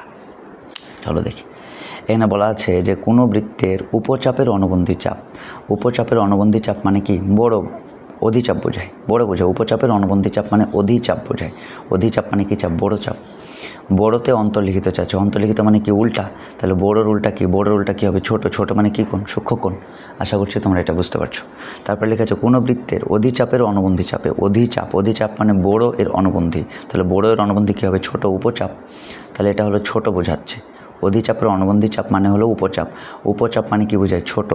ছোট লগে কী দিয়েছে? দণ্ডায়মান। দণ্ডায়মান মানে একই হবে। তাহলে ছোটোর একই কি? ছোটই থাকবে। ছোট মানে কী কোণ? সূক্ষ্ম কোণ। আশা করছি তোমরা এগুলো লিখতে পারবা। এরপর একটা কথা বলেছে, দুটি বৃত্ত পরস্পরকে বহিঃস্পর্শ করলে তাদের কেন্দ্রদ্বয়ের মধ্যবর্তী দূরত্ব কী? দুটি বৃত্ত পরস্পরকে বহিঃস্পর্শ করলে, দুটি বৃত্ত, এ একটা বৃত্ত R1, এ আরেকটা বৃত্ত R2 ব্যাসার্ধ, দুটি বৃত্ত পরস্পরকে বহিঃস্পর্শ করলে তাদের কেন্দ্রদ্বয়ের দূরত্ব মানে প্রথম বৃত্তের কেন্দ্র থেকে দ্বিতীয় বৃত্তের কেন্দ্রের মোট দূরত্ব কত? মোট দূরত্ব হবে ব্যাসার্ধগুলোর যোগফল। এই ব্যাসার্ধগুলো সুন্দর করে যোগ করে দিবা। তাহলে দুটি বৃত্ত পরস্পরকে বহিঃস্পর্শ করলে তাদের কেন্দ্রদ্বয়ের দূরত্ব হবে ব্যাসার্ধগুলার যোগ। ব্যাসার্ধ মানে আরগুলা যোগ, মনে রাখতে হবে, মানে অর্ধেক দাগ যোগ, ঠিক আছে, পুরা দাগ যোগ না। ওকে। আর দুটি বৃত্ত তার মানে বহিঃস্পর্শ করলে মনে রাখবে কেন্দ্রদ্বয়ের দূরত্ব বাড়লে কি করবে? যোগ, ব্যাসার্ধগুলো যোগ। আর অন্তঃস্পর্শ করলে কেন্দ্রদ্বয়ের দূরত্ব কমে যাবে। অন্তঃস্পর্শ করলে কেন্দ্রদ্বয়ের দূরত্ব কী হবে বলো তো? কমে যাবে। অন্তঃস্পর্শ করলে কেন্দ্রদ্বয়ের দূরত্ব কমে যাবে, কমে গেলে বিয়োগ, অন্তর বড় বিয়োগ ছোট। তাহলে বহিঃস্পর্শ করলে কেন্দ্রদ্বয়ের দূরত্ব বাড়বে মানে যোগ। আর অন্তঃস্পর্শ যদি করে দুটি বৃত্ত তাহলে কেন্দ্রদ্বয়ের দূরত্ব কমে যাবে মানে বিয়োগ। কমে যাবে মানে কি? বিয়োগ। এটা মনে রাখবা, তাহলে হয়ে গেল। এখানে লেখা আছে যে দুটি বৃত্ত পরস্পরকে বহিঃস্পর্শ করলে তাদের কেন্দ্রদ্বয়ের মধ্যবর্তী দূরত্ব ব্যাসার্ধগুলোর যোগফল। আর দুটি বৃত্ত পরস্পরকে অন্তঃস্পর্শ করলে তাদের কেন্দ্রদ্বয়ের দূরত্ব ব্যাসার্ধগুলোর অন্তর মানে বিয়োগফল। আর এটা এমসিকিউ কীভাবে আসে? এমসিকিউ আমি বলি, তোমাকে বললো 3 সেন্টিমিটার আর 4 সেন্টিমিটার দুটি ব্যাসার্ধ বিশিষ্ট বলল, ব্যাসার্ধ বিশিষ্ট দুটি বৃত্ত বলল। 3 সেন্টিমিটার আর 4 সেন্টিমিটারের ব্যাসার্ধ বিশিষ্ট কয়টি বৃত্ত বললো বলো তো? দুটি বৃত্ত বললো। এরা বহিঃস্পর্শ করেছে। তাহলে কেন্দ্রদ্বয়ের দূরত্ব কত? কেন্দ্রদ্বয়ের দূরত্ব কী হবে? এটাও ব্যাসার্ধ। কেন্দ্রদ্বয়ের দূরত্ব বহিঃস্পর্শ করলে বেড়ে যায়, বেড়ে গেলে 4 আর 3 যোগ দিলে কত? 7 সেন্টিমিটার। আচ্ছা, যদি বলো অন্তঃস্পর্শ করেছে, অন্তঃস্পর্শ করলে কেন্দ্রদ্বয়ের দূরত্ব কত? তাহলে বিয়োগ 4 থেকে 3 বাদ দিলে কত বলো তো? 1 সেন্টিমিটার। তার মানে তোমাকে যদি বহিঃস্পর্শ বলে তাহলে কেন্দ্রদ্বয়ের দূরত্ব কী হবে? যোগ। আর অন্তঃস্পর্শ বললে কেন্দ্রদ্বয়ের দূরত্ব বড় থেকে ছোট বিয়োগ, ঠিক আছে। 4 থেকে 3 বাদ দিলে কত? 1। তাহলে তোমাকে যদি বলে 3 সেন্টিমিটার 4 সেন্টিমিটার ব্যাসার্ধ বিশিষ্ট দুটি বৃত্ত পরস্পরকে বহিঃস্পর্শ করলে কেন্দ্রদ্বয়ের দূরত্ব কত? 4 আর 3 7। পরস্পরকে অন্তঃস্পর্শ করলে কেন্দ্রদ্বয়ের দূরত্ব কত? অন্তঃস্পর্শ বললে কমে যাবে মানে বিয়োগ। 4 থেকে 3 বাদ দিলে কত হলো? 1 উত্তর, 7 উত্তর। 2 ক্ষেত্রে 2 উত্তর। কিন্তু তোমাকে ঝামেলায় ফেলে দিবে। তোমাকে বলবে 8 সেন্টিমিটার ও তোমাকে বললো 6 সেন্টিমিটার, বলবে ব্যাস বিশিষ্ট দুটি বৃত্ত, ব্যাস বিশিষ্ট দুটি বৃত্ত তোমাকে বললো। তো ব্যাস বিশিষ্ট দুটি বৃত্ত যখন বলবে, বহিঃস্পর্শ মানে কি আমরা জানি? যোগ। বহিঃস্পর্শ আমরা মানি যোগ। তো অনেকে এভাবে যোগ করবে, এভাবে 8 যোগ 6 সমান 14 অপশানে থাকবে। ভুল। বহিঃস্পর্শ মানে যোগ, কিন্তু যোগ তো কানার মতো যোগ করলে হবে না। যোগ করার সময় দেখতে হবে যোগের জিনিসপত্রগুলো, উপাত্তগুলো ব্যাসার্ধ কি না। 8 সেন্টিমিটার আমার ব্যাসার্ধ না, বলেছে ব্যাস। 6 সেন্টিমিটার আমার ব্যাসার্ধ না, ব্যাস। তাহলে ব্যাসার্ধ কী হবে? 2 দিয়ে ভাগ দিয়ে দেবো। 8কে 2 দিয়ে ভাগ, 6কে 2 দিয়ে ভাগ। তাহলে 8কে 2 দিয়ে ভাগ দিলে ব্যাসার্ধ হয়ে গেল, 6কে 2 দিয়ে ভাগ দিলে কী হয়ে গেল? ব্যাসার্ধ হয়ে গেল। এটাও ব্যাসার্ধ। বহিঃস্পর্শ মানে কি? যোগ। এবার 8কে 2 দিয়ে ভাগ দিলে 4, আর 6কে 2 দিয়ে ভাগ দিলে কত? 3। 4 আর 3 কত হয়ে গেল? 7 সেন্টিমিটার। এটাই হলো অঙ্কের উত্তর। তাহলে ব্যাসার্ধ ব্যাস যদি দেয় ব্যাস বিশিষ্ট, তাহলে ওটাকে 2 দিয়ে ভাগ করে ব্যাসার্ধ কনভার্ট করে তারপরে আমাকে যোগ বিয়োগ করা লাগবে, ঠিক আছে? বোঝা গেছে? তাহলে 8/2 আর 6/2, 2 দিয়ে ভাগ করার কারণে 8কে 2 দিয়ে ভাগ দিলে 4, 6কে 2 দিয়ে ভাগ দিলে 3, 4 আর 3 বহিঃস্পর্শ করেছে মানে কি? যোগ। এটা যদি অন্তঃস্পর্শ বলতো তাহলে 8কে 2 দিয়ে ভাগ আর 6কে 2 দিয়ে ভাগ বিয়োগ দিতাম। 8কে 2 দিয়ে ভাগ দিলে 4 আর 6কে 2 দিয়ে ভাগ দিলে কত? 3। 4 থেকে 3 বাদ দিলে অন্তঃস্পর্শের জন্য কত হতো? 1 হতো। আশা করছি বুঝতে পারছি আমরা। এছাড়া এরকমও থাকতে পারে, কম্বাইন্ডও থাকতে পারে। কম্বাইন্ড কীরকম থাকতে পারে আমি একটু বলি। কম্বাইন এরকম থাকতে পারে যে দুটি বৃত্তের ব্যাসার্ধ এরকম বললে, একটার ব্যাস বললো 10 সেন্টিমিটার ব্যাস, 10 সেন্টিমিটার ব্যাস বিশিষ্ট এবং বলল 5 সেন্টিমিটার, বললো 4 সেন্টিমিটার ব্যাসার্ধ বিশিষ্ট দুটি বৃত্তর বললো। তাহলে ভালো করে দেখো এটার জন্য কি হবে। আচ্ছা, বহিঃস্পর্শ করলো, তো বহিঃস্পর্শ করলে কী হবে? যোগ। কিন্তু 10 সেন্টিমিটার পরিচয় কিন্তু ব্যাসার্ধ না, ব্যাস। তাহলে এটা 2 দিয়ে ভাগ যাবে। আর 4 সেন্টিমিটার এখানে বলেছে 4 সেন্টিমিটার, এটা কিন্তু ব্যাসার্ধ, এটা কোনো ভাগ যাবে না। এটা ভাগ গেল, এটা ভাগ গেল না। কেন গেল না? কারণ 10 সেন্টিমিটার ব্যাস বলেছে, ব্যাসকে 2 দিয়ে ভাগ দিলে ব্যাসার্ধ। আর 4 সেন্টিমিটার তো অরিজিনালি ব্যাসার্ধ। বহিঃস্পর্শ মানে কী হবে? যোগ। তাহলে 10কে 2 দিয়ে ভাগ দিলে 5 যোগ 4, উত্তর কত হয়ে গেল? 9 সেন্টিমিটার। আশা করছি বুঝতে পারছি এটা আমরা। আর যদি বলে অন্তঃস্পর্শ করলে কী হবে? বিয়োগ। তাহলে বড়োটা কত? 10/2, এটা হলো ব্যাসার্ধ। আর 4 তো এটা নিজেই ব্যাসার্ধ, বিয়োগ। তাহলে 10কে 2 দিয়ে ভাগ দিলে 5 বিয়োগ 4, 10 অর্ধেক কত 5, 5 বিয়োগ 4 কত 1 সেন্টিমিটার। আশা করি বুঝতে পারছি। তার মানে একটা ব্যাস দেবে, একটা ব্যাসার্ধ দেবে, এরকমও দিতে পারে। যেটা ব্যাস দেবে খালি ওই দিক 2 দিয়ে ভাগ হবে, বাকিটা ঠিক থাকবে। আশা করি তোমরা এটা বুঝতে পারছো। এই ধরনের এমসিকিউগুলো পারবা কেন্দ্রদ্বয় দূরত্ব, ঠিক আছে। এখানে বলেছে 3টি বৃত্ত পরস্পরকে বহিস্পর্শ করলে, 3টি বৃত্ত পরস্পরকে বহিস্পর্শ করলে বলেছে 3টি বৃত্ত পরস্পরকে বহিস্পর্শ করলে কেন্দ্রদ্বয় দ্বারা গঠিত ত্রিভুজের পরিসীমা কত? 2 × ব্যাসার্ধগুলোর সমষ্টি। অর্থাৎ 3টি বৃত্ত যদি পরস্পরকে এইভাবে বহিস্পর্শ করে, এ একটা বৃত্ত, এ আর একটা বৃত্ত, এ আর একটা বৃত্ত, 3টা বৃত্ত যদি পরস্পরকে বহিস্পর্শ করে, তাহলে তাদের কেন্দ্রগুলো দ্বারা গঠিত ত্রিভুজের পরিসীমা হবে 2 × ব্যাসার্ধগুলোর যোগফল। ব্যাসার্ধগুলো জাস্ট যোগ করে দিবা, 2 × ব্যাসার্ধগুলো যোগ করে দিবা। তার মানে তোমাকে যদি বলে যে 4 সেন্টিমিটার, 5 সেন্টিমিটার আর 6 সেন্টিমিটার ব্যাসার্ধ বিশিষ্ট 3টে বৃত্ত পরস্পরকে বহিস্পর্শ করেছে, উৎপন্ন ত্রিভুজের পরিসীমা কত? তাহলে উৎপন্ন ত্রিভুজের পরিসীমা কত? তাহলে পরিসীমা হলো 2 × এগুলো সব জাস্ট যোগ করে দেবা। 4 + 5 + 6 লিখবো, 4 + 5 + 6 জাস্ট যোগ করে দেবা। তাহলে 2 × 4, 5, 6 যোগ দিলে কত? 15, 15 দুগুণা কত? 30। এমসিকিউর উত্তর 30, কিচ্ছু না। তার মানে 3টা বৃত্তের ব্যাসার্ধ যদি দেওয়া থাকে 4, 5, 6 এরকম, তা বললো তারা বহিস্পর্শ করলে উৎপন্ন ত্রিভুজের পরিসীমা কত? পরিসীমা হলো 2 × জাস্ট যোগ করে দেবা, যোগ যোগ যোগ 4, 5, 6 সব যোগ করে দেবা। 4, 5, 9, 9 আর 6 কত? 15, 15 লাগে 2 গুণ 2, 15 দুগুণা কত? 30, 30 হলো আমার উত্তর। আশা করছি পারবো। 2 × ব্যাসার্ধগুলো সমষ্টি পারবো।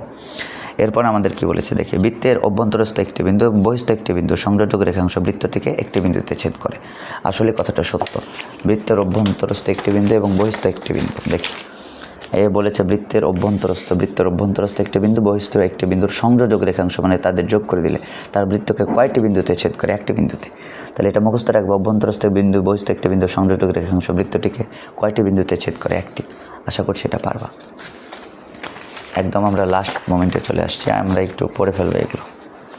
এখানে বলেছে যে বৃত্তের উপরস্থ কোনো বিন্দুতে কেবলমাত্র একটি স্পর্শক অঙ্কন সম্ভব। অর্থাৎ এটা বলতে চাচ্ছে যে বৃত্তের উপরস্থ যে কোনো একটা বিন্দুতে কয়টি স্পর্শক অঙ্কন সম্ভব? একটি। এটার উত্তর এইটা। বৃত্তের উপরস্থ একটি বিন্দুতে কয়টি স্পর্শক অঙ্কন সম্ভব বলো তো? একটি। আশা করছি এটা বুঝতে পারছো, ঠিক আছে। তারপরে আমাদের কি বলেছে, এভাবে তোমাকে বলতে পারে যে ও কেন্দ্র বিশিষ্ট বৃত্তের ও এ ব্যাসার্ধ, ও এ যদি ব্যাসার্ধ হয় তা বলবে এ বিন্দুতে কয়টি স্পর্শক আঁকা যাবে? আচ্ছা বলো তো, ও এ যদি ব্যাসার্ধ হয় তাহলে এ বিন্দুটা নিশ্চয়ই বৃত্তের উপরেই পড়ছে, আর বৃত্তের উপরেই পড়লে বৃত্তের উপরস্থ বিন্দুতে কয়টি স্পর্শক আঁকা যায়? একটি। তাহলে উত্তর হবে একটি। তাহলে ও কেন্দ্র বিশিষ্ট বৃত্তে বললো ও এ ব্যাসার্ধের এ বিন্দুতে কয়টি স্পর্শক আঁকা যাবে? তাহলে ও এ যদি ব্যাসার্ধ হয় তাহলে এ বিন্দু নিশ্চয়ই বৃত্তের উপরেই আছে, আর বৃত্তের উপরে কয়টি স্পর্শক আঁকা যায়? একটি। বৃত্তের বহিস্থ কোনো বিন্দু থেকে বৃত্তে কয়টি স্পর্শক আঁকা যাবে? তার মানে বৃত্তের উপরস্থ বিন্দুতে স্পর্শক আঁকা যায় একটি, কিন্তু বৃত্তের বহিস্থ বিন্দু থেকে স্পর্শক আঁকা যায় দুইটি। মুখস্থ রাখতে হবে, উপরস্থ বিন্দুতে স্পর্শক আঁকা যায় একটি, আর বহিস্থ বিন্দু থেকে স্পর্শক আঁকা যায় দুইটি। তার মানে এমসিকিউ যদি পরে বৃত্তের বহিস্থ কোনো একটা বিন্দু থেকে কয়টি স্পর্শক আঁকা যাবে? দুইটি। বা বললো যে পি হলো ও কেন্দ্র বিশিষ্ট বৃত্তের বহিস্থ একটা বিন্দু, পি থেকে কয়টি স্পর্শক আঁকা যাবে? বলবো দুইটি, কারণ পি যেহেতু বহিস্থ বিন্দু, তাহলে পি থেকে বাইরের বিন্দু থেকে কয়টি স্পর্শক আঁকা যাবে? বলো তো দুইটি। আশা করছি বুঝতে পারছো। তারপর এখানে বলেছে যে অর্ধবৃত্ত অপেক্ষা ছোট চাপে, বলো তো অর্ধবৃত্ত অপেক্ষা ছোট চাপ মানে কি চাপ? উপচাপ। অর্ধবৃত্ত অপেক্ষা ছোট চাপ মানে কি চাপ? উপচাপ। উপচাপে অন্তর্লিখিত কোণ মানে কি কোণ? উল্টা কোণ। তাহলে উপচাপের উল্টা কোণ কি? আচ্ছা তুমি বলো, অর্ধবৃত্ত অপেক্ষা ছোট চাপ মানে উপচাপ, তাহলে উপচাপ মানে কি? ছোট। উপচাপ মানে কি? ছোট এর উল্টা। অন্তর্লিখিত কোণ মানে কি? উল্টা। তাহলে ছোট এর উল্টা কি হবে? বড় মানে কি কোণ? স্থূলকোণ। পারবো? আবার বলেছে অর্ধবৃত্ত অপেক্ষা বড় চাপ মানে অধিচাপ মানে কি?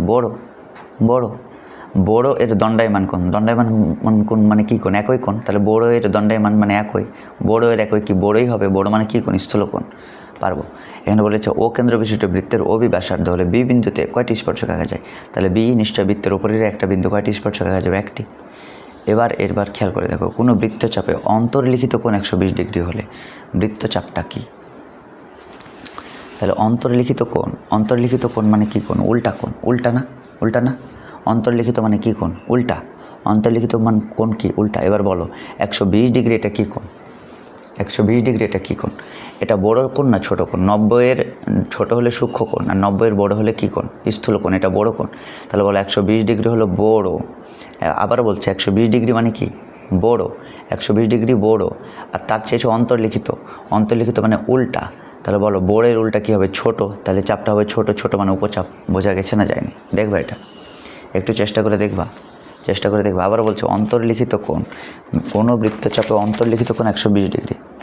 আচ্ছা এইটা বলেছে কোনো বৃত্তচাপ, এই একটা কথা বলেছে অন্তর্লিখিত কোণ। অন্তর্লিখিত কোণ কয় ডিগ্রি বলেছে? 120 ডিগ্রি। আচ্ছা এবার খেয়াল করে দেখো, অন্তর্লিখিত কোণ একটা বৃত্তচাপ 120 ডিগ্রি। আচ্ছা অন্তর্লিখিত কোণ মানে কি? উল্টা। আমরা জানি 120 ডিগ্রি মানে কি বোঝাচ্ছে? বড় না ছোট? সূক্ষ্মকোণ না স্থূলকোণ? এটা স্থূলকোণ মানে বড় বোঝাচ্ছে। 120 ডিগ্রি হলো স্থূলকোণ, স্থূলকোণ মানে কি? বড়। তাহলে এবার তুমি বড় এর উল্টা কী হবে? ছোট হবে। বুঝতে পারছো? 120 ডিগ্রি মানে কি? স্থূলকোণ, স্থূলকোণ মানে বড় বোঝায়। বড় এর অন্তর্লিখিত মানে কি? উল্টা। বড় এর উল্টা কী হবে? ছোট। তাহলে বৃত্তচাপটা হবে ছোট, ছোট মানে উপচাপ। এটার উত্তর হবে উপচাপ। আশা করছো তোমরা এটা বুঝতে পারছো। বুঝতে পারছো কিনা আমাকে একটু জানাই। ওকে আচ্ছা এবার এখানে বলেছে যে কোনো বৃত্তচাপের দণ্ডায়মান কোণ, কোনো বৃত্তচাপের দণ্ডায়মান কোণ 50 ডিগ্রি হলে, তাহলে কোনো বৃত্তচাপ, দেখো কোনো বৃত্তচাপ, বৃত্তচাপ কী কোণ বলেছে? দণ্ডায়মান কোণ। দণ্ডায়মান কোণ বলেছে কত ডিগ্রি? 50 ডিগ্রি। আচ্ছা 50 ডিগ্রি মানে এটা সূক্ষ্মকোণ, মানে এটা মানে বোঝায় ছোট।